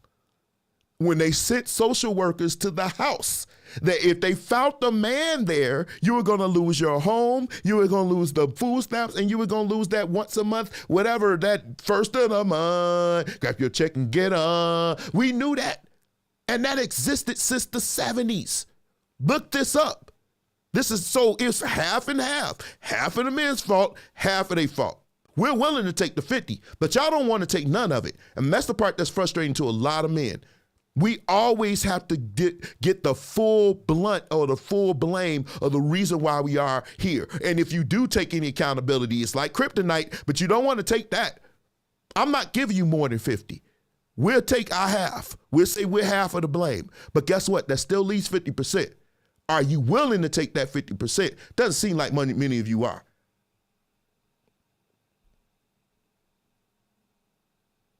We're living in this is the seed that was planted 40, 50 years ago. That seed, now it's time to show the fruits of it. And we're living in the fruits. We got more single mothers than anything. 75% of our women are born without a father in the home. Now, even though statistically black fathers are more involved, it still doesn't change the fact that our children are born without a father in the home. That's 50-50. So anyway, let's move on. Check this out. So something else found this way. Let's keep this thing going. Man, look, your boy Tyrese, he's been going through a lot. He's been going through a lot, y'all. Let's just keep our prayers for Tyrese. Let's keep him lifting in prayer because he keep going for the wrong women. And he had a good one, I think, the last one, but he decided today to do something, last week. Let's just pray for him, y'all. Check this out. So he was dating this girl named, what's her name? Zelly something? She's an Instagram model, and I'm going to show her in a minute. But they've been having issues, and so he decided to post this on Instagram. He said, come on, Derek, where you at? He said the 43-year-old broke up with his 20-something girlfriend because she wasn't ready to settle down. Now, this is what he said. Stop trying to convince me that your daughter is not a snake. I just want to be released from this strong devilish allure, the sexual seduction of a masterful manipulator who knows how to convince everyone that she's not mean, of there to kill you. I don't know what that means. Please, God, release me. Release me from your poison. Release from your stronghold. Release me. I belong to the kingdom. I have so much work to do. I am single now, and I want everyone to DM and have fun with Zelly Mothy, whatever. She's verified now and wasn't ready to be married. She still wanted to be Big Zane, live her best life. I want to get married, settle down, and really, really nest and embrace the comforts of this family and married life. I smoke hookah at home every day, so I don't want to be in your clubs or around your women. I want to stay at home and be the hardworking family man that I am. And he chose to try to do that with somebody that was 20 years old. And here is what she looked like so that you can see. He wanted to, this is the Instagram model though. And I got this from her Instagram page. So she's an Instagram model. This is what he wanted to do. And so I'm like, okay, Tyrese, at what point are you going to... What more do you want from me? At what point are you not going to put yourself in these situations? It started a whole lot of situations with a whole lot of conversation, which is why we're here. We're going to try to get through this. They're not ready. Learn from this, man. We can learn from it. Tell them to stay out my inbox. I'm in my 40s. Tell them to stay out my inbox. 25, 23, 27. Stay out my inbox. If they're not ready, they watch my lives. They see me. Some of them know me personally. Stay out my inbox then. They go for older men. A lot of young women go for older men. He's choosing the wrong one. He went out there, Instagram model. That's somebody that definitely ain't ready to settle down. Because she wants to be seen. She used him for clout. She got, 500,000 something followers? He has 15 million.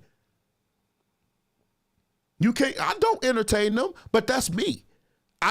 Because I don't think they can keep up with me intellectually. But at the very end of the day, it doesn't stop them from sliding in my inbox. Hey, man. Hey, you sounding so good. What you doing later? No.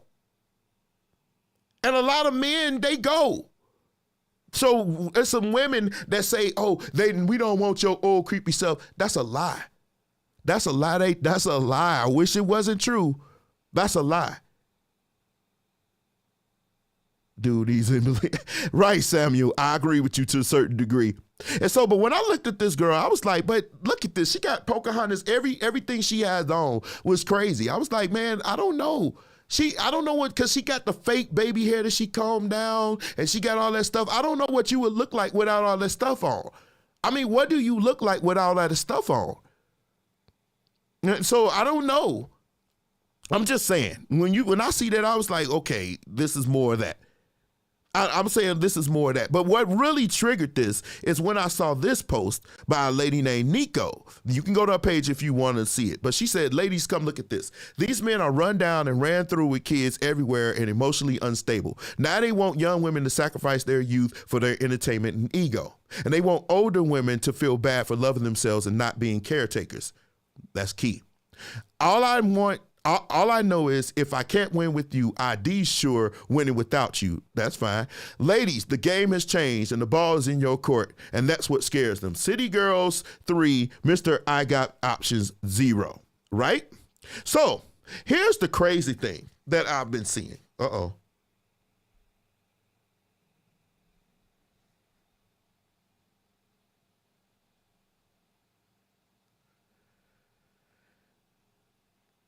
I don't know. I mean, I'm just going to push through it anyway.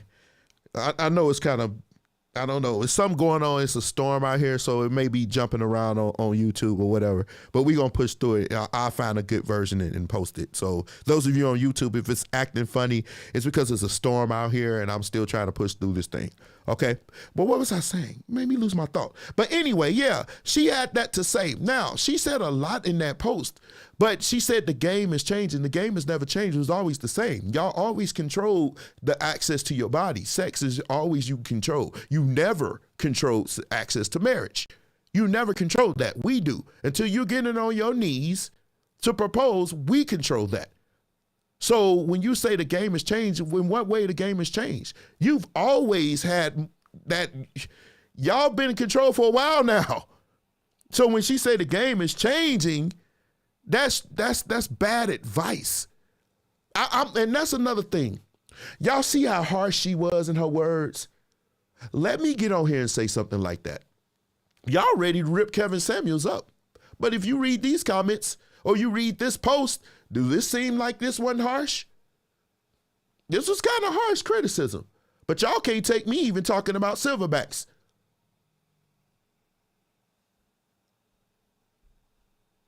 And that's true. He should never try to marry her. That's what I'm gonna say.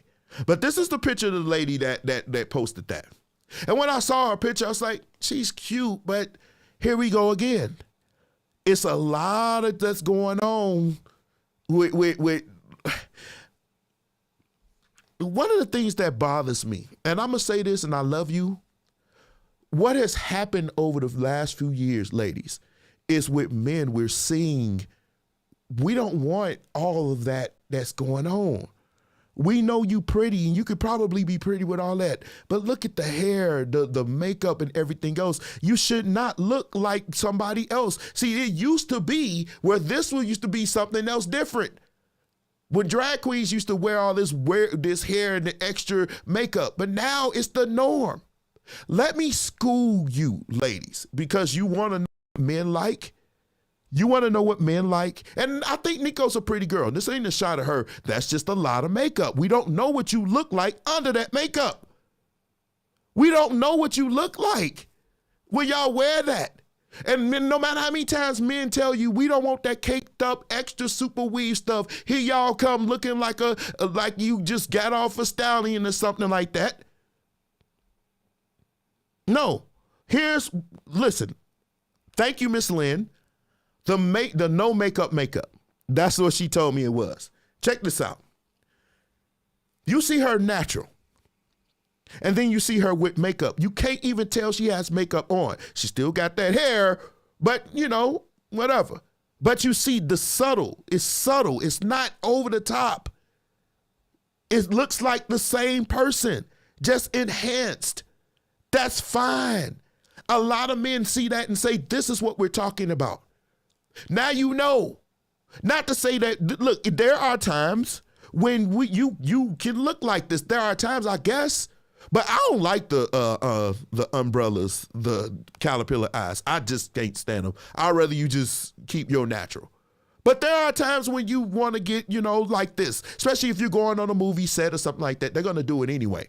But the average everyday men, this is what we like.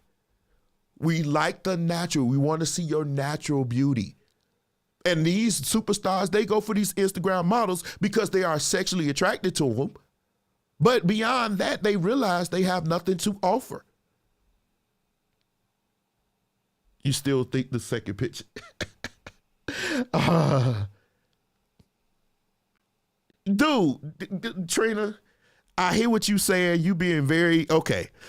They be liking, yeah, because men are visual. But honestly, real talk, that's not who they would want to marry. Not on regular. Now, Tyrese, he's the exception to the rule because... What more do you want from me? He actually wants that clout, like Sam said. He's a clout chaser and whatever. Now, let's get on the... Yeah, right, they are. But let's get on the age gap. Me personally, I've seen it too much. So I'm not going to even try to say... I think when they're young, they still have some maturing to do. But I think one of the things we need to stop doing as a community is teaching these girls that it's okay to live your best life, and we're not preparing them to be wives. You can still live and enjoy your youth, but you still need to be prepared to be a wife, whatever that is. Because what I'm finding is a lot of them, they don't know what men want. They don't know how to satisfy a man. And here's the thing. You think because you can hop up and down on his diesel that means you can be satisfied and be a wife. That's not the same thing. It's not. Because we could do that with anybody. You don't pay a hoe to sleep with you. You pay her to leave. That's the best thing about getting a hoe. She leaves. But when we bring you into our home to marry you and to share our life with you, there are different things. Now, we see first. We see first. Do not exclude that. We see first. But at the very end of the day, there are other aspects. And I feel that the reason why a 20-year-old is not there is because, of course, mentally, but I really feel like a lot of them, they have not been trained to do. Their mother's not teaching them. Their father's probably not there or not teaching them. But we're going to get on that in just a second. We almost done. But this is why I think that is. So where are you living your best life? And I feel like modern day feminism is hurting our women because they are teaching you that you can go out here and do everything under the sun. Then when you get to be 35, now you want to bring all this baggage with you to a man that you want, who is usually in the top 15%. And no matter how many times we tell you that's an unrealistic proposition, that's not, the numbers don't really work in your favor. We're not saying it's zero. There are no absolutes, but it's not really working in your favor. You say, oh, you being negative. Those kind of men do want younger women. And that's why they usually go for, I think, 20-something. That's a little bit young, but believe it or not, some 27, they do get married to older men. Let me do one of Trina's numbers. She loved to go there. Oh, there are some. There is a huge gap. But it's funny. You know what's funny? We talk about Tyrese, but we don't talk about people like Erykah Badu. When women do it, it's nothing. Oh, girl, get yours. They actually got a movie about it, and it was celebrated. But when men do it, we creepy. That's a double standard. That's a double standard. But since we talking about the age gap, somebody posted this. It sounds like some of you ninjas on my timeline would have married Michael B. Jordan. So when I saw this, I said, okay, let's bring this up again. But look, it gets better. I found out that you remember Michael B. Jordan has been silent. He ain't said nothing. But we found out why. He dumped her. Now, this is, from his side now. We heard her side. Now it's his side. He's been silent to his credit. He hasn't been saying much. But he said he dumped her. And check this out. This is what really happens. He said about her, whatever, she's 25 years old, whatever, 10 years since he's older. But here's what the insider that said. I have direct knowledge of this within Michael B. Jordan circles because I've been around them before they break up. Michael was saying Lori was an airhead and hard to be around. He was telling his friends that she was a trophy of sorts, but really dumb. It's hard to keep a conversation. He felt the conversation was shallow. She always wanted to be on Instagram with her friends. And he felt like he was pulling away from her, right? He began house hunting, and they argued because she wanted him to have it look masculine like a bachelor home. And it started the issue with them. And what ended up happening is they ended up breaking up because she wanted more of a commitment from him. And because he felt like they couldn't connect on a mental level, which probably helps your argument that the age gap, he didn't want to go on with her. And before he knew it, she had already taken him off of Instagram and everything else. Now people say, oh no, that's kind of far-fetched. That's kind of far-fetched. Well, y'all know me. Let's do a little digging. So one of the things that Michael B. Jordan allegedly said, because we don't know what happened. Now we heard both sides. We heard both sides, right? Because this somebody that's close. This has been confirmed that this actually somebody actually in the circle actually said that. This is the source. This is how news people get their information, through sources, right? Sometimes the sources are solid. Most of the time it is because they pay, right? You seem ready to jump on his side of the story. No, I actually jumped on her side at first. But I wanted to hear his side. Now that I'm hearing his side, here's why I say his side makes more sense. Check out what happened here. Hey, Steve. So my wife and I, we're going on 7 years of marriage, and we're blessed with 5 kids. I've got 3 boys and 2 girls. I had never had problems disciplining my boys. I got them straight at a young age. But my daughters, I have this rule. I never put my hands on them because I don't want them to think it's okay for a man to put his hands on them. So they kind of take advantage of that, I think, and have you wrapped around their fingers. Yeah. So my question is, do you have any advice as a father of girls yourself on disciplining your daughters? Yeah, no. Now pay close attention. This is why I kind of could see why Michael B. Jordan said some of the things that he said. Here we go. Yeah.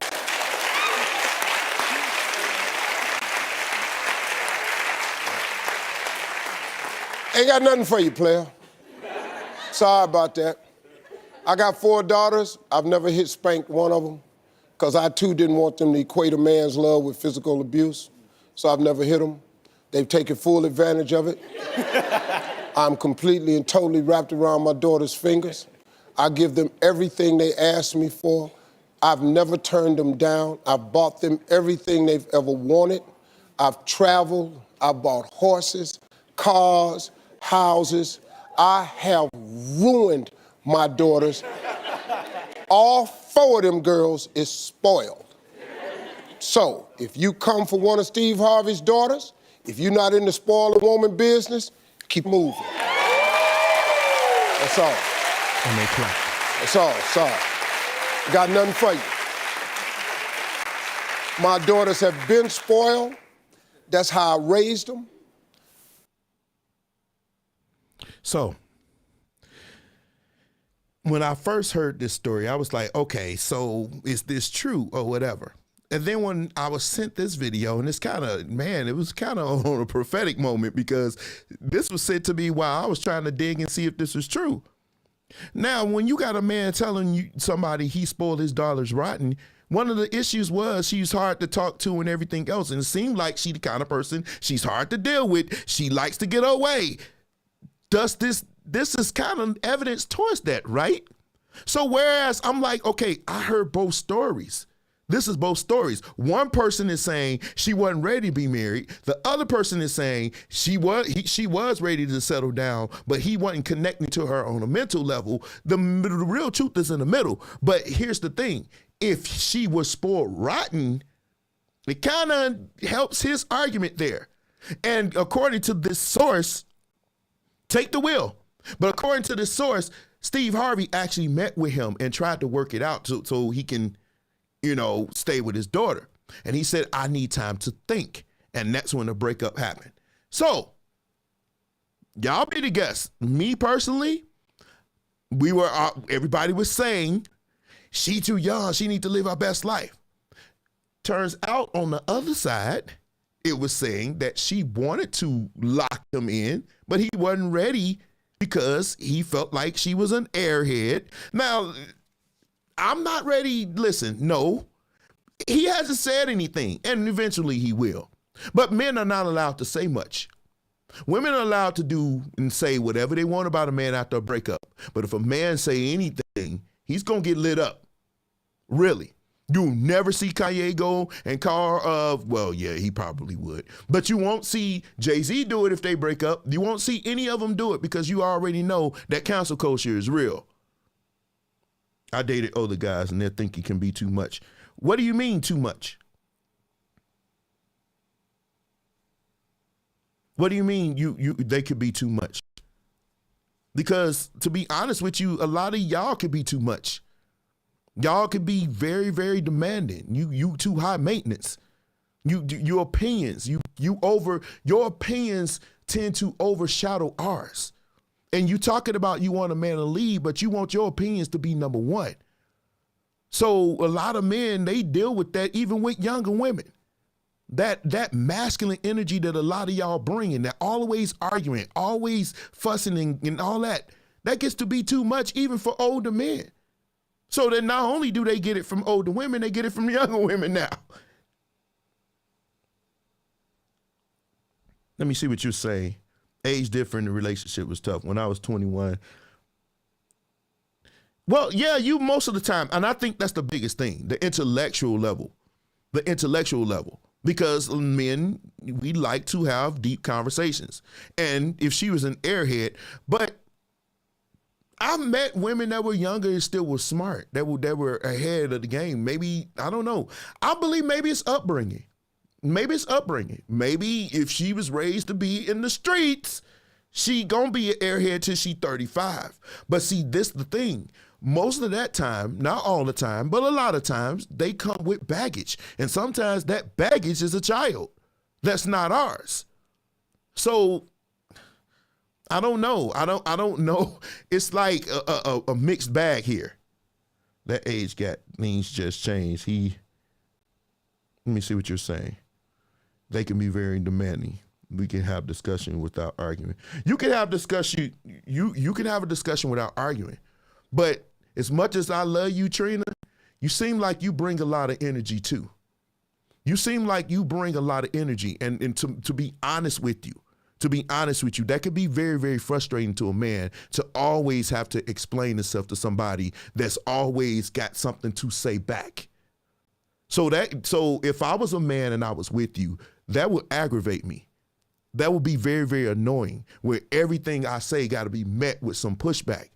Not to say this is how you are, but even by you being my heckler, it seemed that's the vibe that I kind of get from you, that you kind of like the kind of person that's going to question a lot and whatever. And it can turn into an argument because now you've met this man level of frustration. And once he gets frustrated with you, he's going to feel like, hey, it's two men fighting here. You're not on my team. So you can say he's demanding. Now, I don't know your relationship. I'm just going by. Like, even in my conversations, when I post something, I can always count on you to have that pushback. And if this is how you are for real, that could be very annoying. That's all I'm saying. That could be very annoying. Believe it or not, I'm like this here. But if a woman was talking to me, and like for example, it's a lot of stuff that I don't know. I don't know medical stuff. I don't know a lot of stuff. So I would be like, whatever, no pushback or whatever. But it just seemed like if a man always got to go debate with you, that's going to get annoying to some men. Me,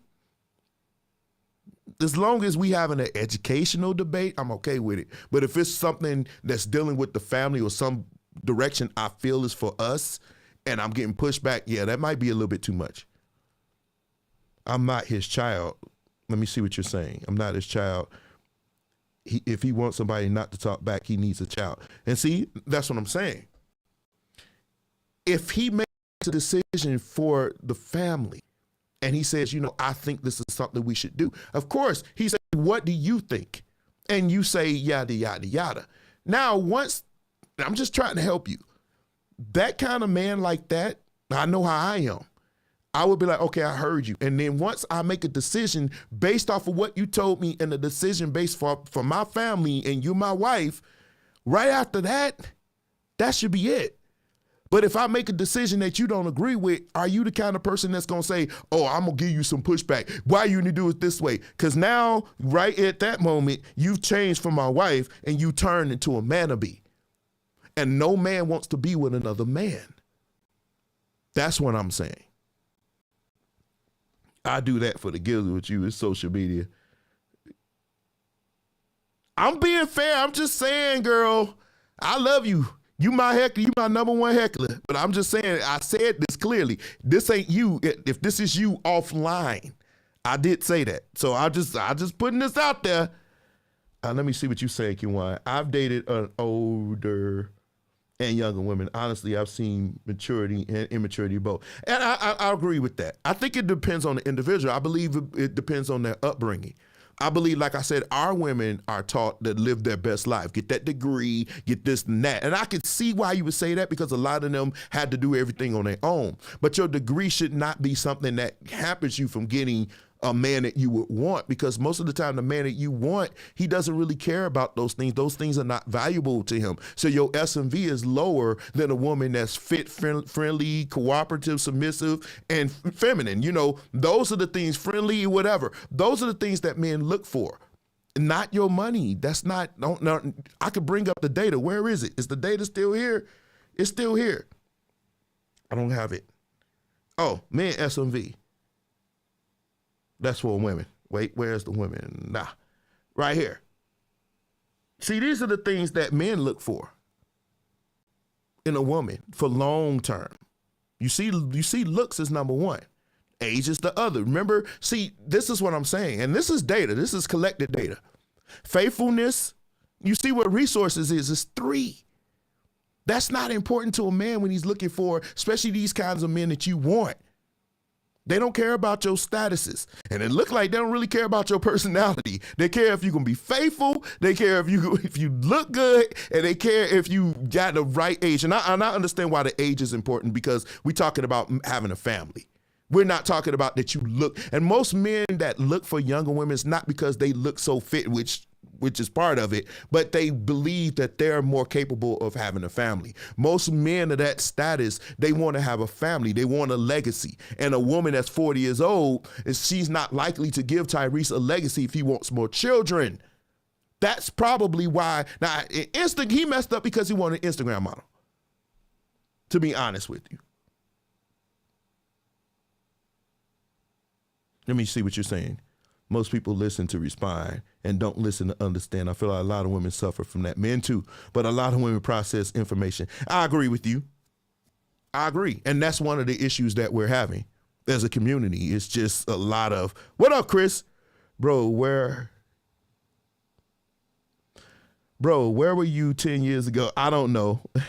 I have been, you know what? I have been having these discussions, just not online. I just haven't had them online. I date women not my age younger. It's not my thing, but nothing's worse than an emotional, immature, older woman. Absolutely. Because most of the time they've lived and they got that. And like I said, I'm not the argument type. I don't like to argue. I'm not going to argue with you. I'm not going to go back and forth with you unless, of course, we're having a debate. Like some things, yeah, we going to have our debates. Like we could talk about these issues. But when it becomes a thing where every time I'm saying something to you, it's pushback, yeah, it's not going to work. It's not going to work for me. And here's the thing. It's not going to work for any of these other men. That's why a lot of women go younger, because they're more malleable. Because most of the times those younger men don't even have the resources. So now you playing husband, son, or son, husbands. And that's a real thing. We could probably do a live on just that all the way. We can really just do that. We could definitely do that. Okay? Not gonna work. Hey, bro, Chris, you know your boys pulled up to Geno Jennings' church yesterday. The Israelites pulled up to his church and he didn't even come out. I was so disappointed in Geno. Dude, Geno, you one of the best debaters I know. And he wouldn't go out there and even talk to him. That was so crazy. Those celebrities need to leave them IG models. And that's another thing.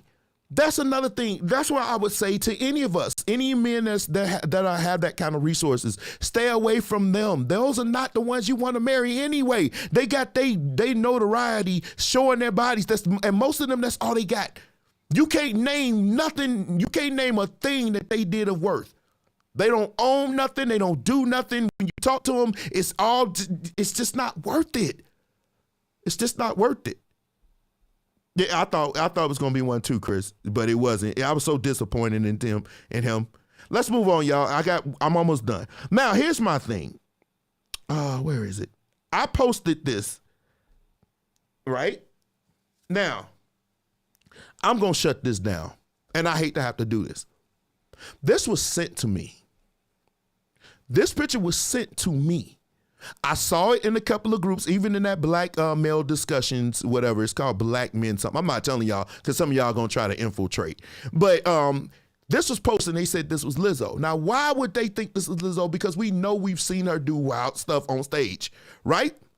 So when I posted this and I said, I asked the person, I said, no way is this Lizzo.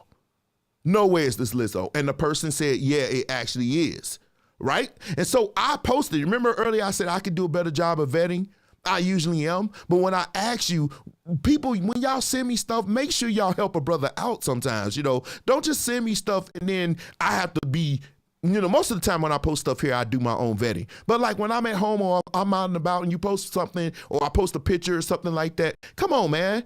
Now people thinking I'm hating on Lizzo, but we know she does do some wild things. Come on. Let's not trip. But this is not Lizzo. When I found out about 30, 40 minutes after I posted it, I could have pulled it down, but I want to prove a point here. The number one point that I want to prove here, first of all, this is a guy. But see, now that feeling you getting in your stomach, that's what I want to show to the people that actually defended it. So now, people that defended it, do you still feel the same way? Now that you know it wasn't Lizzo, it was a guy? Or are you upset now? Did your feeling about letting them do what they wanted to do change? No, I think it did. Because that's what I'm saying. When it's a gay dude, y'all don't even like to go to the movies if they having a gay thing. If it's a gay theme up in there or they talking about lesbians and homosexuals, you be like, oh, it's too much. But y'all the same people now, when you thought it was Lizzo, why are we so starstruck? It shouldn't matter who it is. And it's not the whole with who said I'm gonna put the said that these women something about not getting married, how you know she wanted to marry or whatever. Let me explain this to you. And I'm trying to help. Nobody on earth to die by them. We are human beings. We are social creatures. We desire to be with somebody. That's the way we were made. If you're a biblical believer, we know that to be true. And when we say you're going to get, a lot of times they always say, oh, that ain't working no more. To die alone, buy a dog and die alone. Reason why this works, why this triggers so many women, and I'm not, to the person that inboxed me told me not to do it, I'm still going to do it. But I'm hearing you, but I need to make a point. When we say buy a dog, die alone, one thing we do know about animals, they make great companions. They're companions. So you're going to buy a dog that's going to be your companion and you're going to get old and you're going to die alone. Now, again, modern day feminism is hurting you because it's teaching you that you can do whatever you want to do. Then when you hit that wall at about 35 going into 40, you feel like, oh, I'm going to lasso me up a man. No, you will not. Not likely. You will not lasso a man. You're going to be with your dog. And you're going to be by yourself because you wasted all your good years living your best life. Fact, men, if we had a choice between a woman that's been around the block and a virgin, which one you think this man is going to choose? We ain't talking about the Scallies. We ain't talking about the Madden Kings. We ain't talking about that. We talking about the men that you want, that man in your dreams. Do you think that man in your dreams would want a woman? Because most of the time, high value men, quote unquote, high value men, one of the reasons why they have value because other high value men deem them to be one of their peers. And one of the things that they look at is your wife. So if you come up in there with a chick that's for the streets, guess what's going to happen? She belongs to the streets. They going to know it. And it's going to diminish that man's value in his collective. See, and that's so the kind of men on that level that a lot of women want, this is something you should think about while you live in your sexual liberation days. Because you've been taught that, oh, we can go out here and do that. No, men care about body counts. Now, should we know about it is the question. I don't ask. And I say, the less I know, the better. because I know how I am. I don't want a strumpet. You know, and you say, or some women say, well, men can do it, but you've never valued us on that. You've never valued us on that. This is the stuff y'all care about. Y'all care about our status, our resources. Look what looks is. Our personality long term is, and look at what age is. This is the data. So I'm going to lose some of you.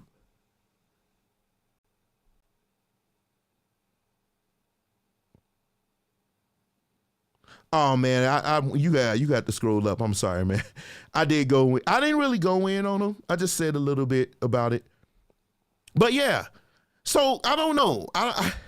So when I talk about her, and it started up a whole lot of things, saying she a lot of women don't want marriage.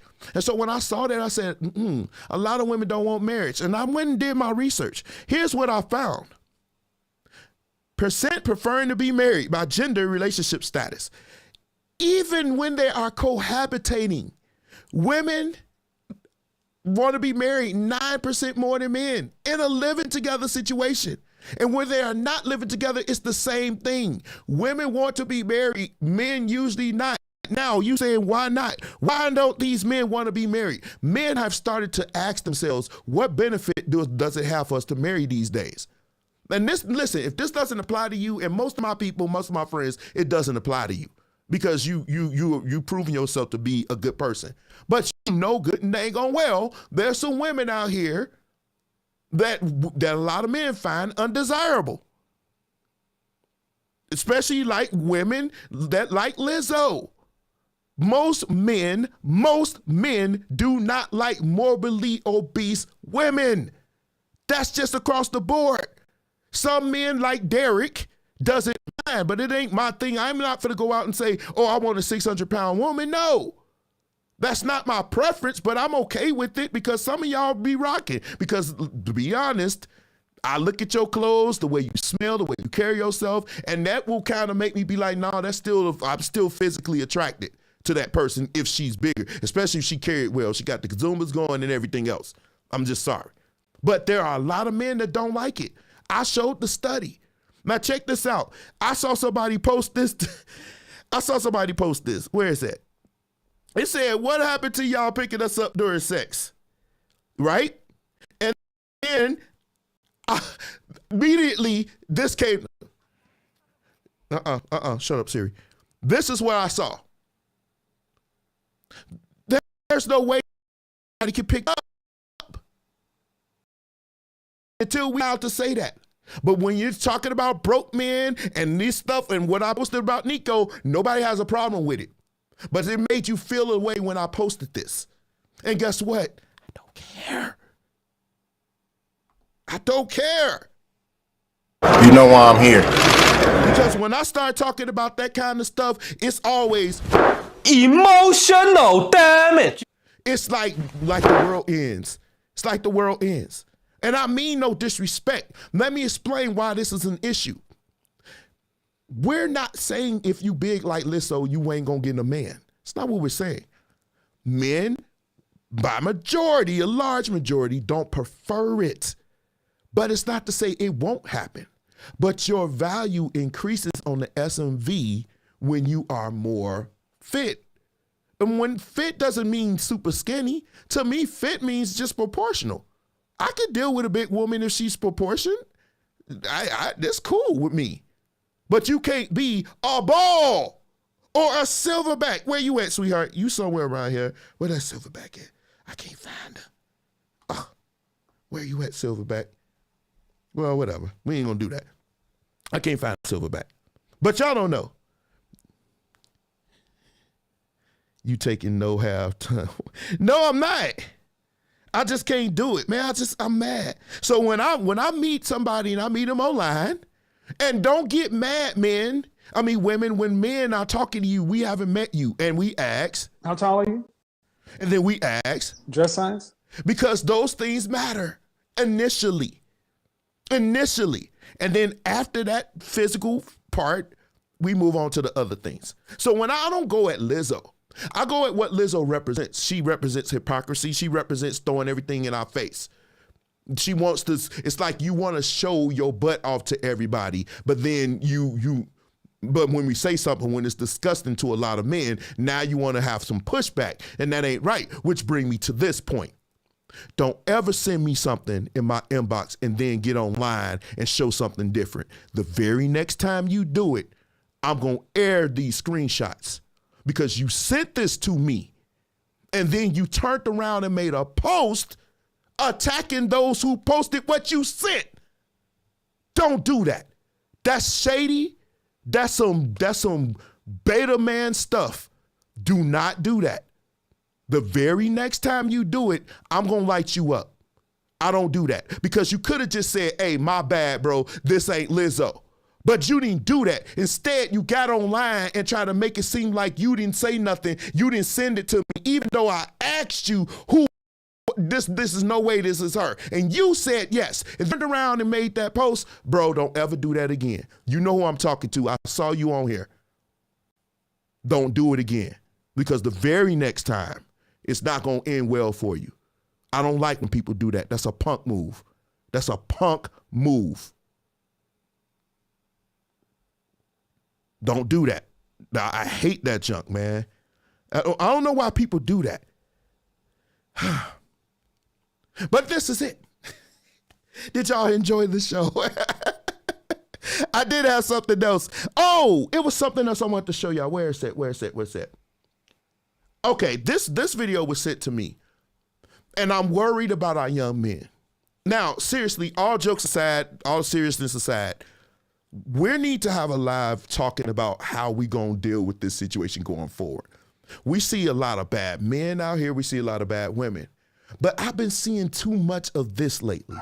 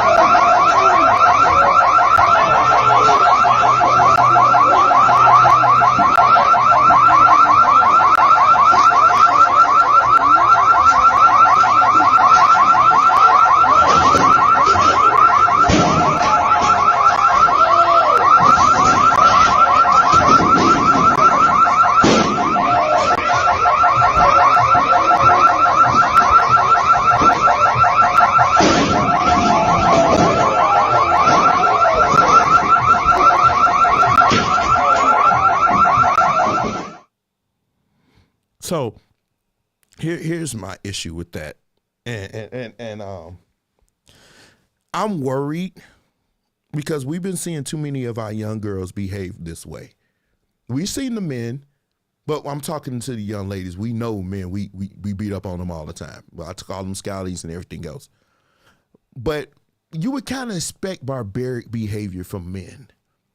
I've been seeing way too many videos with young women and women out here being manly, masculine, violent. Are you telling me right now that what you saw right now is worth a man that's like, say for instance, 24, just got out of college and ready to start his career? Is any of that worth that? See, we've been taught that every woman is good. You very rarely would call a woman bad. But time and time again, we see this junk like this. And men, the reason why I brought this up, because men talk. And we see this behavior. And guess what? This is nothing that we want. Not even the young men. They don't want women that can beat up on them. Some of them don't. Some of them do. Some of them actually like it. It gets them off. But nevertheless, what do you think one day they will be dealt with? No, they already got dealt with. They got arrested. over extra sauce. But my point is, I saw another video, they all in the restaurant, the manager telling them to sit down, and the one thing they want to do is twerk and dance. That's not classy behavior. At what point do we say, because the men can't say anything. We can't say, because if we say something, it's already deemed we being nasty. We being nasty.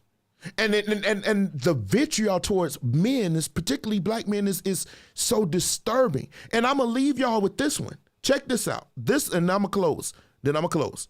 Check this out, y'all. I saw this as a black woman. I personally think it's time to hang up dating black men.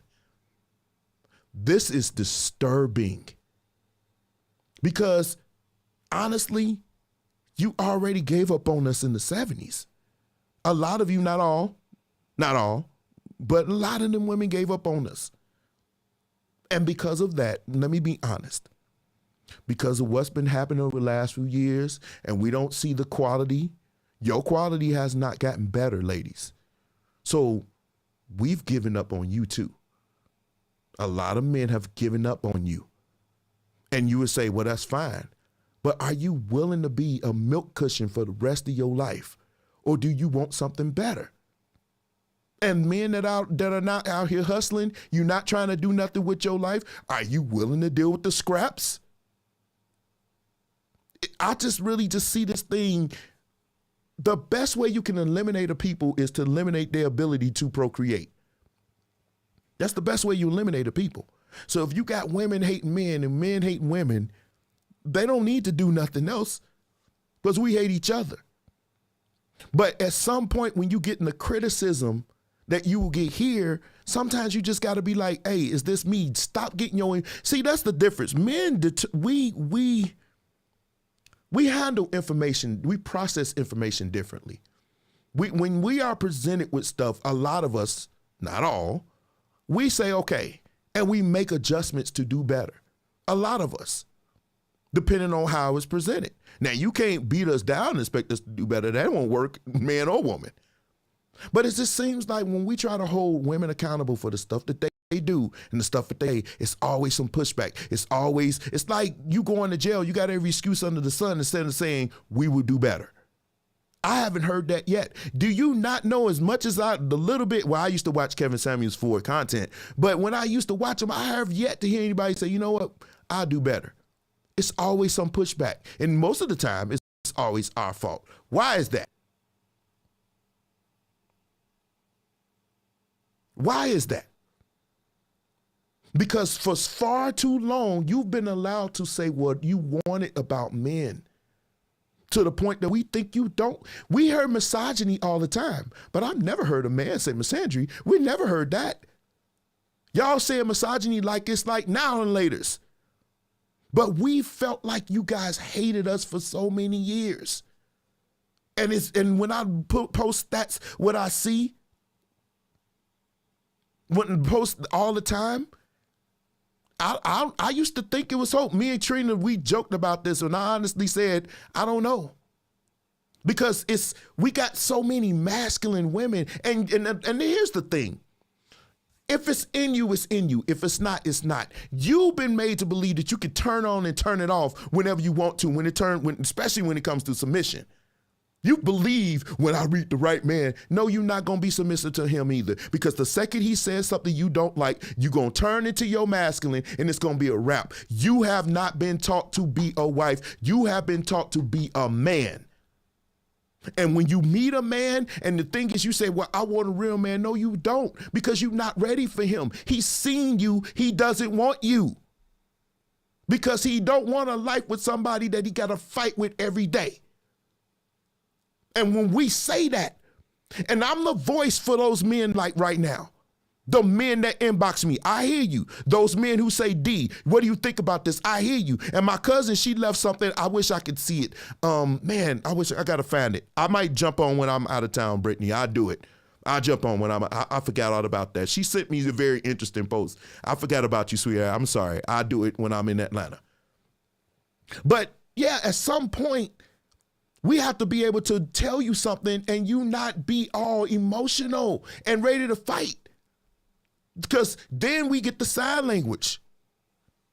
shame, insult, guilt, and then that one that you can, this is a capital N for a lot of you, that need to be right. That's going to ruin you so much.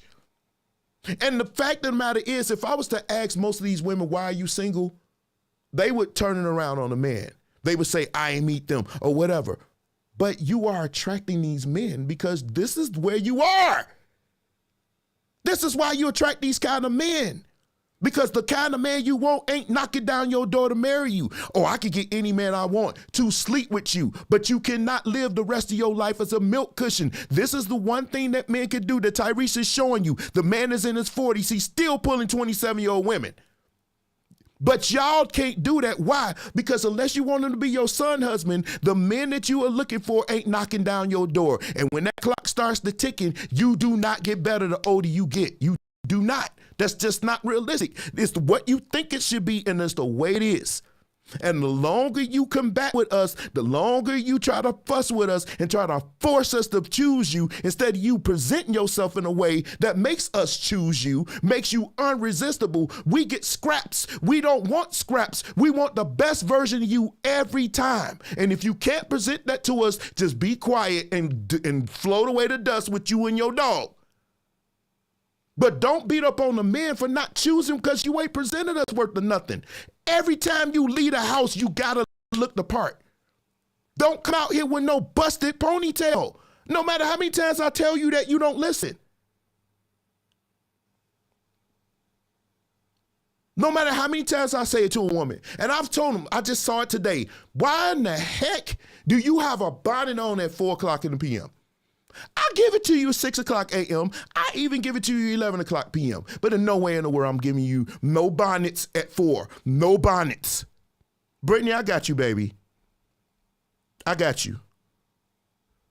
I do it.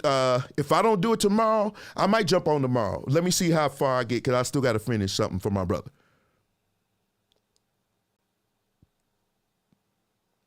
Stop by my church. Tell them to come on.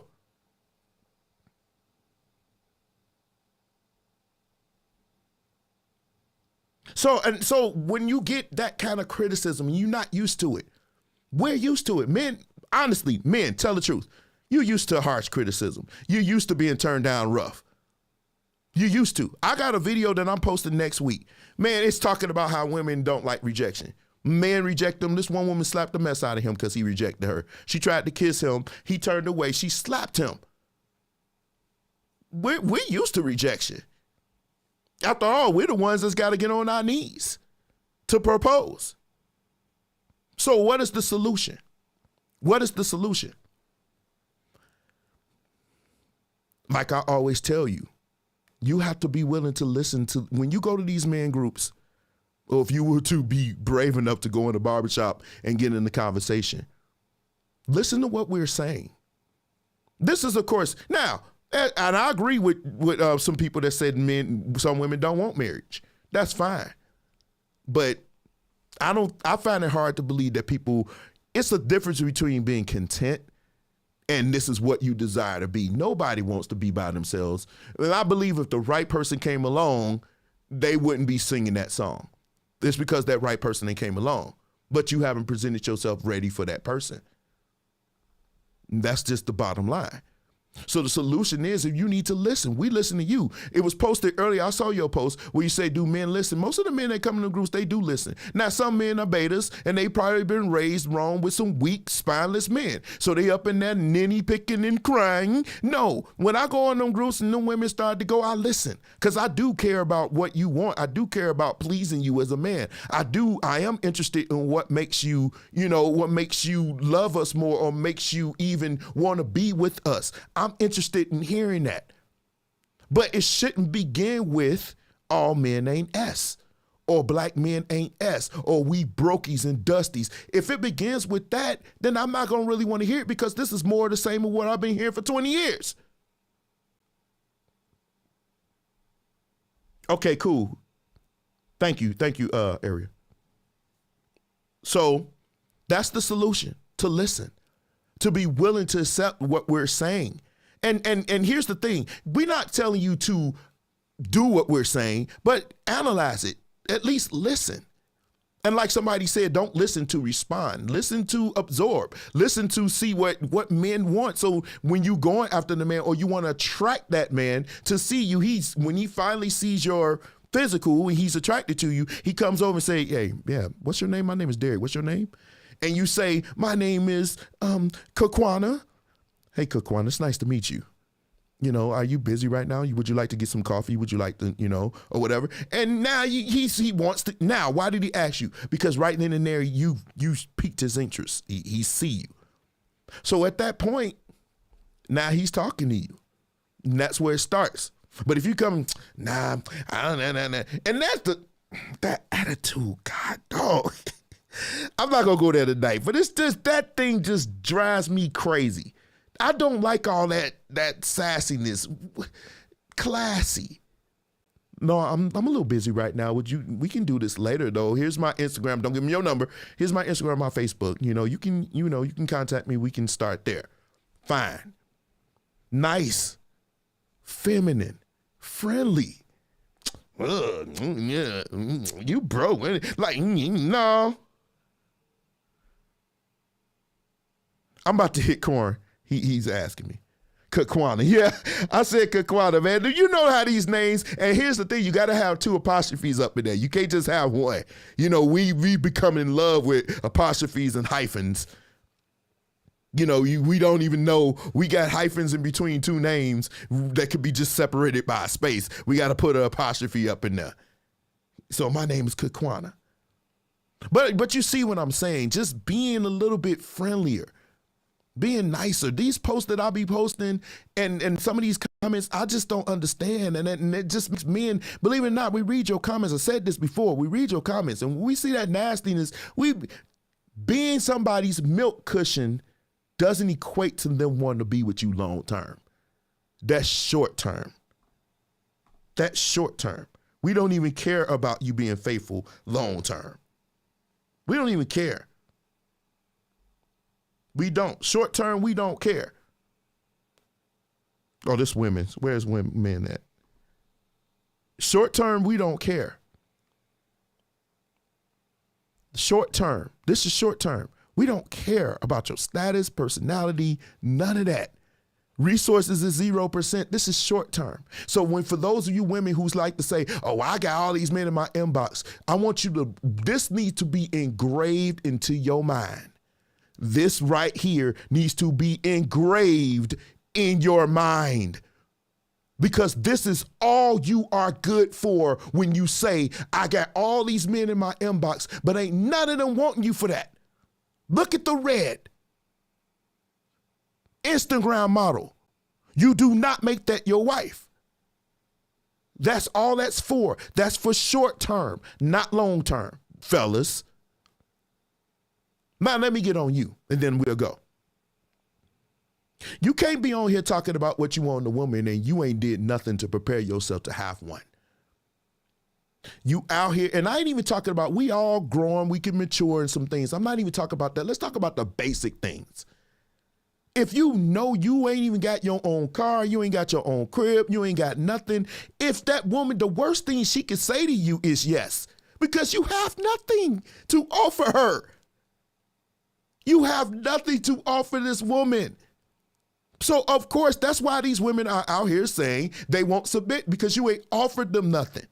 Now, I think submission, it should be something that you should automatically, it's either in you or it's not. It's almost like being masculine, right? But as a man, and this is something I had to learn, how you look wanting a woman to lead, but you can't even lead yourself to do anything for yourself. And I'm talking about you just even trying to hustle. I know too many of you that's just totally satisfied living in a pig pen. How you gonna bring a family home to that with dusty, dingy clothes and funk everywhere? How can you do that? So now you look crazy. You don't like to wear suits. You don't like to get haircuts. You don't like to shave and shower and You just like to do what you want to do and just be funky all day long with just being what? What do you have? So the worst question you can ask, what do you have? What are your life goals? Because I talked to some of you. I asked, what do you want to do for 5? Where do you see yourself in 5 years? Man, I'm going to be, you ain't going to do nothing. You're not going to do anything. The only thing, and listen, look, I'm talking to Derek. This is the talk that Derek had to himself. So don't think for 1 second I'm on my high horse. This is a talk I had for myself. I had to become better, at least try to do something for me. Stop building up other people that ain't building for you. One thing, musicians, that we need to learn, that this is a freaking business and you are your own entity. Stop being pimped by every artist that want to sign you, musicians. Stop being pimped. It needs to start with you. We're going to have a live on that. Because you're a musician, you play all these gigs for everybody else, but you ain't even got enough to pay rent. That needs to stop. So how in the Hades you going to have a family on a gig that pays you $250? Every 3 weeks? Get your Sonda up, get you a job, make that money, and then do your gig money until the gigs makes more than both of them together. Up until then, get up off that couch where you sleep until 1 o'clock every morning waiting for a gig, get your butt up and get you a job, and then wait on that gig that may not come. You need to prepare for that not to come because you're not willing to take those risks. You're not getting on that plane going to LA and going to these tryouts. You hoping that somebody like Derek or Quai or RC or somebody call you for the gig, and it's not going to happen like that. Why? Because it's so many musicians, they not calling you. So you're going to be sitting at home talking about, I want a woman to submit to you. She'd be a DAMN fool to follow a man that ain't even got a goal, ain't got a vision, ain't got a life plan, nothing. What do you have to offer this woman and children? What do you have? It ain't all about money, but what do you have? You can't even start. The only thing you can do is skeet. That's the only thing you can do for this woman? Pop out kids every freaking where? No, bro, it needs to stop now. Whatever plan that you have, you need to implement. I always say when I leave this show, every morning, every time I leave the show, y'all see it. It says it all the time. The mind thinks, the mouth speaks, the individual acts. That's when in 2013, 2012, this hard talk that I'm having with you right now, this beat me up because I had to say, get your butt up and do something about your life. So now I'm telling you earlier than I was, it's time to move, bro. That gig ain't gonna do it. That artist is pimping you. I hope they're using Vaseline. It's not gonna work for you. It's nothing wrong with getting a day job. Listen, I did shoes. It's nothing wrong with that, but you just need to have a plan. So stop getting up on Facebook talking about these women not submitting to you. I wouldn't submit to you. And guess what? Let me do this for you. Not even your god doggone dog. Where is that? Not even your dog need to submit to you because you can't even afford Alpo. So that dog eating your White Castle scraps. I come in your crib, you got drums and sticks and wood chips everywhere in your crib, but you ain't even got a table for your food. Your refrigerator is full with molded food that you ain't even bought groceries in years. How in the heck are you gonna have I don't wanna cuss, how in the world you gonna have a family and this is you? You need to prepare for that now, if that's what you desire to have. If you don't, I'm not saying rush into no marriage, I'm not saying that. But what I'm saying is don't be on here complaining and you're not even ready. I had to make sure I'm ready. I'm ready. You can come in now, then we can move. But I got a pretty nice little spot. You might want to chill here for a little bit. Get a day job. Exactly. So y'all used to me going at the ladies, and I will hold them accountable. But I've been seeing way too many dusties out here that ain't even got a plan. Now, if you are working a job, I'm never going to call you broke. I just physically can't call a man working 40 hours a week broke. But when you're trying to have a family, you're talking some real money right there. And I think when you're trying to have a woman in your crib, the least you can do is be a provider. If you're talking about being married, now how you split your bills is whatever. But personally, let me tell you this. I'm indifferent. However you work your family finances is fine. But you need to be paying the big ones. That's the least you can do as a man. Because if that woman is carrying the load, that's why some of our women, most of our women, not most, but a lot of our women feel like they the man because they paying the heavier bills. because you refuse to help this woman. That's unfair. That's a lot to put on her. That's a lot to put on a woman to feel. And ladies, I feel your pain. This is not me simping, fellas, but I feel that pain. Because that woman, how can you expect her to submit to a man that she has to take care of? That doesn't make sense. That's a child. Do your part. Now, if this is the best that you could do, because you know some people, like for example, when I was in college, of course I wasn't bringing in the money that, you know, I'm probably bringing in now. So I can understand you holding it down until that happens. That's what y'all decide. But see, I was a person with a plan. I decided to put my stuff into action. But a lot of y'all sitting down chilling, waiting till the next gig that you're not going to get, because you never going to get that call. Because if you was going to get that call, you would have got it before 35. You in your 30s. And just like you say, women have a hit the wall, musicians, you have it too. Because if you're not in that game, when you in your 30s and 40s, these young ones coming in 12 and 13, they're going to take those gigs. You needed to be in it now. Stop waiting on the $200 gigs when they call you up when you're not even in the band, because when they recording, they ain't calling you. When they go on tour, they not calling you. They calling you for the low-end gigs when you make $200 and you think I did something. Oh, look who I'm playing for. But what's going to happen next week? I looked at the record. It came out. Your name ain't on there. We need to do something else, fellas. So I'm just trying to help you. Don't be on here beating on women if you have nothing to offer them but dick. That's all you got to offer them. They can get that anywhere. So, no. So now you have, you know, I went at you. And I really didn't want to go there, but I've been seeing it, and it's kind of sickening. You getting kicked out of an apartment every other 2 weeks because you can't pay your rent, but you had a nerve to come up in here and say, there ain't no quality women out here. No, you just want a mother. You want somebody to take care of you. But see, let me flip it back. Ladies, stop falling for it, because a lot of you ruin yourselves on those kinds of men. So when the men that you want come around, you want him to pay a higher price than the scally that you just laid up with and sometimes had children with. That's not working either. 50-50. We got some men out here, and I'm still improving too. There's a lot of stuff I could do better. It's a lot of stuff that I could do better, but I'm the kind of person that I'm going to beat up on myself, pause, before anybody else have to do it. I know some stuff I need to do better.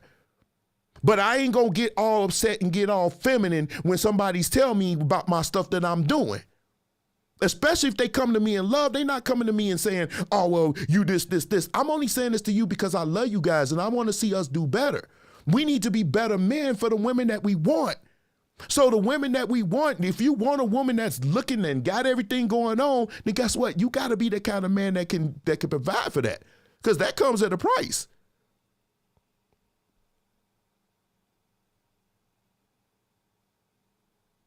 So I'm just, I see what you're saying, Sim. Then that's what I'm saying. We need to look at, listen, I'm a key. If I was to do comedian, I would talk about myself all day. I got enough. I got enough. But I just feel like that accountability thing, we always say it's a women kryptonite, but it's ours too. Some of us, we can't take it, especially the younger ones. The older ones, we can kind of deal with it. The young ones, y'all can't take nothing. Anything somebody say to y'all, oh, you hating on me. What do you have to hate on? Tell me. You don't even have good credit to get a decent car. You can't even got a decent car. And I ain't talking about, I don't really, those of you know me personally, y'all know I don't care about, Lexus to me don't mean nothing. It really doesn't. As long as the car work and it does what I needed to do, I love it. I love my car. I do. And some of y'all be like, that's all you, I can afford more. I just like that. I'm not the kind of person to say, oh, I need to get this kind of car to have. I don't care about all that junk. But you don't even have that. You ain't even got a hoopty. You still hot wiring your car. You still hot wiring. We're not doing that. But I love you guys. And I want to, that part, Samurai. But I just want to share that with y'all. Hopefully that helped y'all. But this is what needs to happen. I think it's a lot of accountability on both sides. Me, ladies. And the thing is, if you want to be helped, y'all need to start listening to men. And you ain't got to listen to me. There's so many other people out here. I just do this for fun. I'm not the person to do it because I can't commit to doing it every day. Some of them guys, they every day with it. And I'm like, whoa, I like to watch it, but I can't see myself doing this every day when I got so much going on. But find somebody you can listen to. I think one of the biggest issues, and I'm finding it out in church with the Hebrew Israelites, this is what they do very well. My Israelite brothers and sisters, this is one of the things I respect. They know their arguments with you. Y'all need to know if you want a man, you need to know what they want, what they like, what they don't like, and everything else. You need to know everything about them. Men, when you want a woman, you need to know what she like, what she doesn't like, and everything else. You need to listen to women. You need to listen to men. You need to listen to them. Women love to tell you what they want. We know that. And you need to be prepared to do that to your wife. That's a whole nother discussion to your wife. Okay? Accountability on both sides. I'm big on that. Men could do better. Women, we could do better. I mean, I'm not a woman. You could do better. Men, we could do better. And guess what? We are going to do better. And I think if we work together, listen to each other, we gonna make this thing happen. You can't know if he doesn't respond. If he doesn't respond, you got to ask yourself, and I hear that a lot, but you got to ask yourself, why doesn't this man respond? What made this man feel like he doesn't want to talk? And why are you attracting men who are not good communicators? The men that you want, you seem like, and I know you, Nicola, personally, and you probably would like a communicator, and that's okay. But some men, now you got to remember, a lot of men don't communicate for whatever reason. I just really think that we probably should go see therapy. I know I should have. For a lot of issues, I should have went to therapy. That's something that I kind of regret at this point, but we don't go to therapy. But communication, that's key. And that's what I'm saying. We need to be able to talk to each other. But I think a lot of men, if I was to be honest, a lot of men feel like they don't want to talk because they know they don't want to hit a backlash. A lot of men feel like when we bring up stuff to you, you're going to argue, you're going to fuss, you're going to get in that attitude. And we don't want to deal with that. So we'll just stay silent and we'll just keep quiet and we'll let our side chick do the work. Now, I'm just being honest. If your man ain't talking to you, when he started to get silent, you better get worried.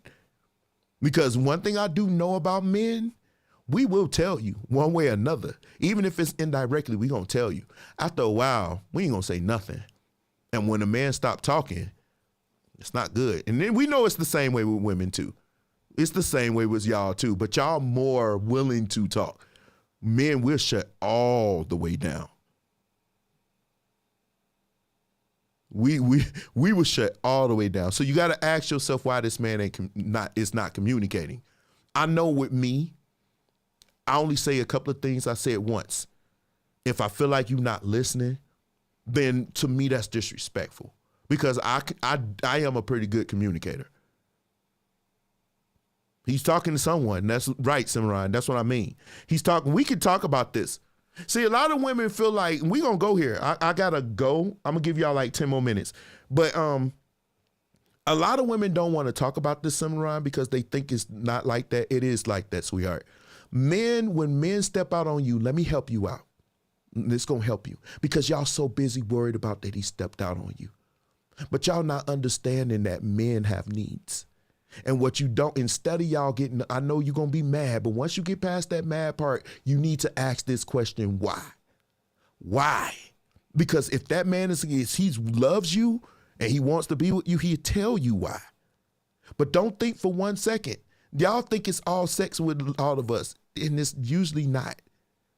It's usually not. That is usually when a woman come along, of course, think about it. If you're a silverback, and a nice little nice little come around, it's gonna be a problem. Hold on, where you at?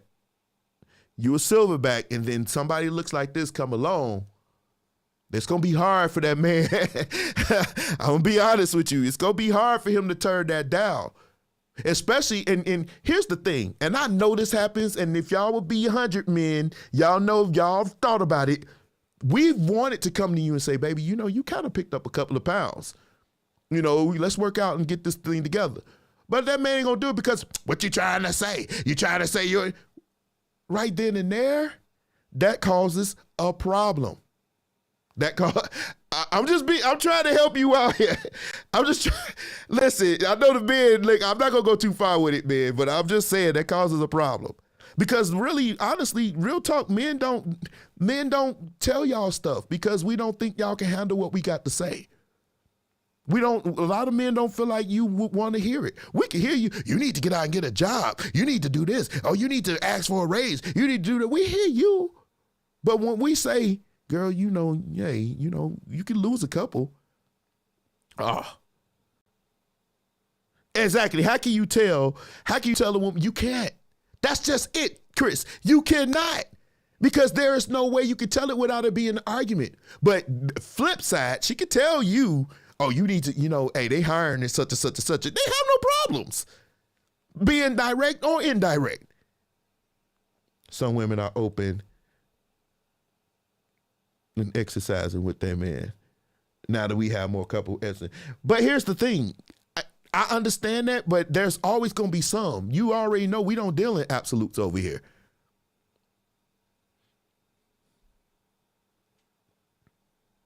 It mostly boils down to connection and effort and communication issues from not being heard. Absolutely. I agree. And so now we told how many times, see, the men ain't going to be 100 right now. I know they not. But how many times have you asked, honestly, I don't care. I know the truth. Oh, yes, you can. You can say, baby, I want to exercise. Will you exercise with me? Let me see. Okay, let's see how that works for you. I don't know. I don't think that's gonna set right because see, you'll feel automatically that we're saying you're not attractive, and we just saying no. We both picked up some weight, and yes, we do. Let's keep it 100. We did like you when you were smaller.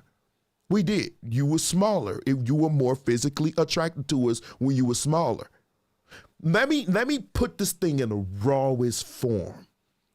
I saw a video, the same simp dude, he took a lie detector test with this dude, right? And he asked the man, he said, do you love your wife?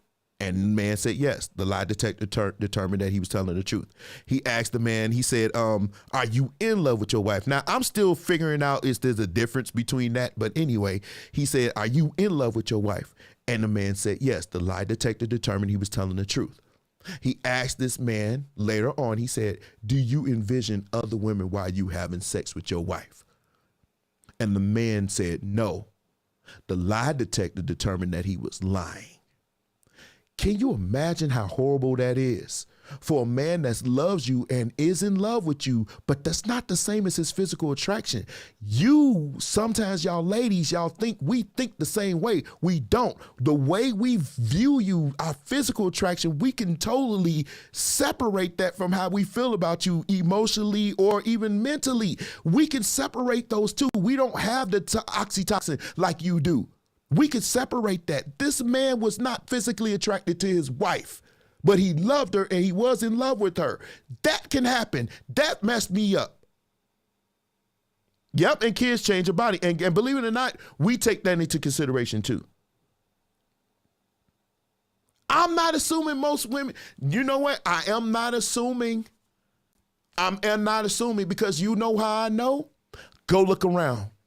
Look around the building. Next time you somewhere where it's a whole lot of married couples, look around.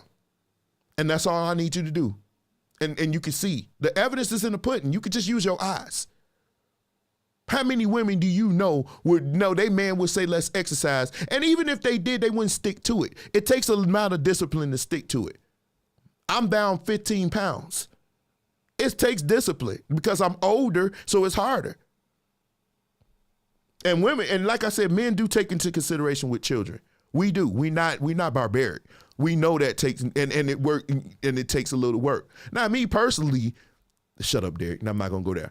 But anyway, yeah, we do know it takes it. It does. But sometimes it adds to parts of you that's okay. That's all I'm gonna say on that one. But kids will do it, and we do take that into consideration. But if you know you approaching silverback status, and then you might want to do something about it. But sometimes, in case y'all ain't noticed, I'm a Gazumbas person. And one thing I do know about children, sometimes they make those things, and trust me, I'm okay with that. I'm okay with the Gazumbas, for real. I don't know. I think God, when he made me, he was like, when I was young, I used to call them soups. My mom used to joke. I used to be like, look at them soups. I always liked breasts I don't know why, since I was a kid. But anyway, yeah. But no, I don't think, Mecca, you found that funny. That's crazy. Oh, that's what when I said Kazumbas? Yeah, that's what I called them. And soups when I was younger. Listen, y'all, don't call me creepy, but I was 4 years old and I knew I had an infatuation with memories. We want to lose weight but need help. Some women are more acceptable now. Back then, no, but now, yes. Then why ain't doing it? Why they are not doing it? They'll do it, but they won't stick to it. We're not allowed to get out here and try to I just got real pause hard on the men. But guess what? A lot of them gonna hear what I said and they gonna get up and they gonna make some changes. A lot of them gonna get up tomorrow morning and enroll in school. A lot of them gonna get up in the morning and go look for some jobs. A lot of them gonna do it. A lot of men listening to this, the younger men, because older men, you know what you need to do, bro. But younger men, hopefully like 30, maybe somewhere around there, they know they gotta get their junk together. They gonna get up tomorrow, and if they are in music, they gonna say, hey, I need to write more songs, or I need to get out here and produce more music. Even if you are a musician, you ain't gotta just sit there, produce more music. Produce more music, get it out. Stream your music, put something out all the time. Make yourself relevant. But I'm just saying, don't just sit at home and be the Madden King. Don't do that. Where the Madden King at? You somewhere around here. Who is this? Because men are still thinking, let me see what you're saying. Because men are still thinking that will be offensive instead of thinking she wants it. Then here's my question, Nicola. If you're not getting the results that you want from the men that you want, you're not getting their attention, they're not coming asking you seriously to date you, why do you need your man to tell you to do something? If your man not touching you, assuming you have a man, and he not touching you, he not trying to do nothing with you, he should not be we not married, but I'm just saying, if you married and your man ain't touching you, something's wrong. He should not be able to, his hands needs to be on you all the time. I love it to see when them videos, a man walk by and slap his woman in the butt. That's a man that's attracted to his woman. You don't need extra motivation. You know what you want. You know what your outcomes should be. So why does somebody have to motivate you to do that? That's what I'm saying. You don't need motivation. That should be your motivation. I don't have the man that I want. That's all the motivation you need. I want the man that I'm looking at. I want him to see me. I want this man to dream about having me. That's motivation enough. That should be I see what you're saying, but I'm just saying, you don't need extra motivation. You know what you want your outcomes to be. Now's your time to go do it. Go get out and make it happen. You have work to do, assuming you think you do. I know you, so I don't think you got that much to do. But yeah, everybody wants motivation. Didn't say we did. You got motivation. Get that man. You see him in the kind of man you want, he in your eyes. Go get it. And take it something right. Right, that's true. But you know what you need to do. Some of us need to work on our personalities. Some of you not friendly. Some of you mean. Some of you got nasty attitudes, nasty disposition. You haven't smiled in decades. You need to work on that. You want that kind of man because he's not going to be able to take you to these high-end places, or he's not going to be able to take you around his peers and you around here frowning and acting all crazy. You got to carry yourself in that part. Right? Hopefully this helps you. Man, look at this. It is 11:13. Okay, I'll give you 2 more minutes and take your clothes off. Okay. But yeah, so I'm glad we had this talk. Y'all gave me inspiration because it's more, like I said, there's some things that I want to do. I'm procrastinating. I procrastinate a lot. I do. And I shouldn't. some things I don't. But a lot of things I do. And there's some things that I want to do before I leave here. There's some other aspirations that I have. And I'm still relatively young to get it done. But I'm me thinking and talking it. And I always say this. If you say you thinking, you look in the mirror, then you say, hey, I need to lose some weight. And you say, you know what? I'm going to sign up for the gym. Once it left your lips, it's your responsibility to make it happen. You saw it. Your mind envisioned it. Your mouth spoke it. Guess what? You got to go now. It's your responsibility.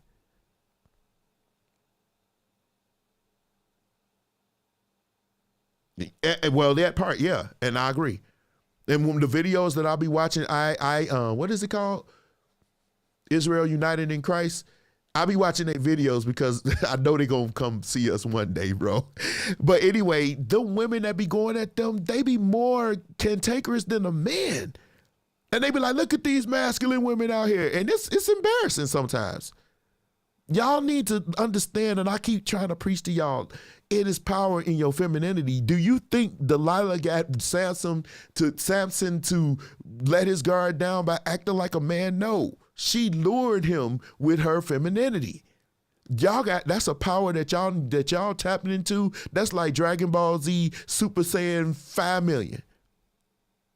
Trust me, a feminine woman, it's with me.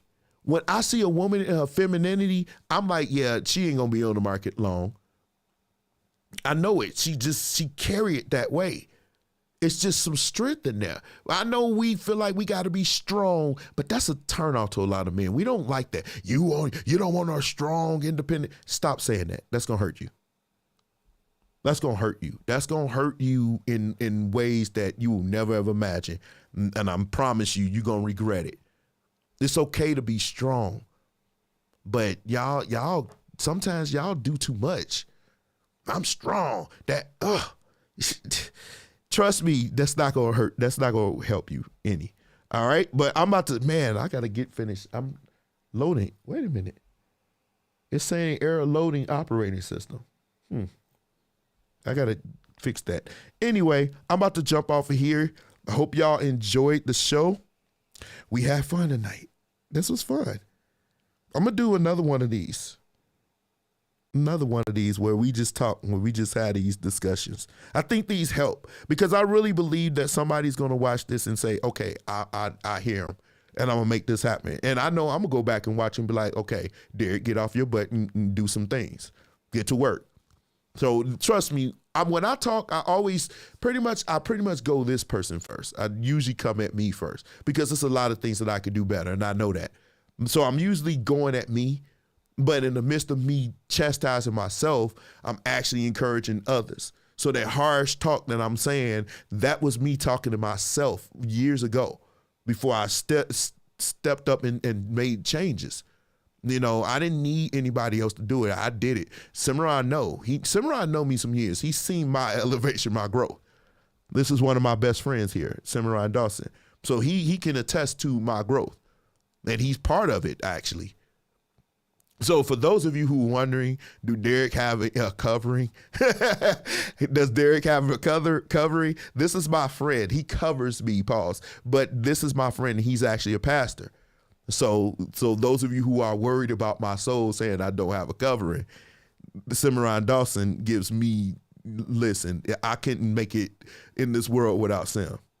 This dude is like one of my best friends, but he's also somebody I admire. He's a pastor in ministry. You need to go watch him. He goes lives too, so y'all can watch him. He's a great individual, not just the man of God. He's a great person. But anyway, I'm gonna jump off of here. And I hope you guys, I'm not going to do the music today, even though I love that song. The bass line is dope. But I'm going to just jump off of here. But I do love you guys. I hope to see you guys soon. I may jump on tomorrow. Let me see. But definitely Wednesday. Now, Wednesday, I need you guys to be around because I might give you a sneak peek of our band rehearsal when we preparing for this concert we're doing on Sunday in Atlanta. So, sorry, I had to step off for a minute. That's fine. Thank you. Okay, so yeah, I might give you a sneak peek. We might just mess around a little bit because I'm bringing my gimbal and everything. And I will be going live at night. I may not do shows, so if you don't follow me on Facebook, you might miss out. But I might go live and just do recaps on what's going on in the week and give you an insight of what happens with us, because a lot of you don't see what happens as we prepare for these concerts and recordings. You just see the music. You just see us playing. And I know some of you musicians, y'all want to do what we do. Well, you're going to get firsthand account about what we go through. In fact, I might go live when I'm going to the airport so you can see how freaking early I have to get up to the airport and everything that I have to go through to check a base or carry a base through an airport and everything else. But most importantly, you'll see our process of how we put together these concerts. Being MD now is definitely something different for this artist, because all the responsibility comes on you. Thank God I have people like Quad and Marcus and Brent, to work with. So they're helping me in this transition. But man, if I could do it over again, I love being MD, but this is a lot. This is a lot right now. It's a lot on me, but I'm ready for the challenge. But anyway, I love you guys. I'm going to jump off of here, and I'll talk to you guys soon.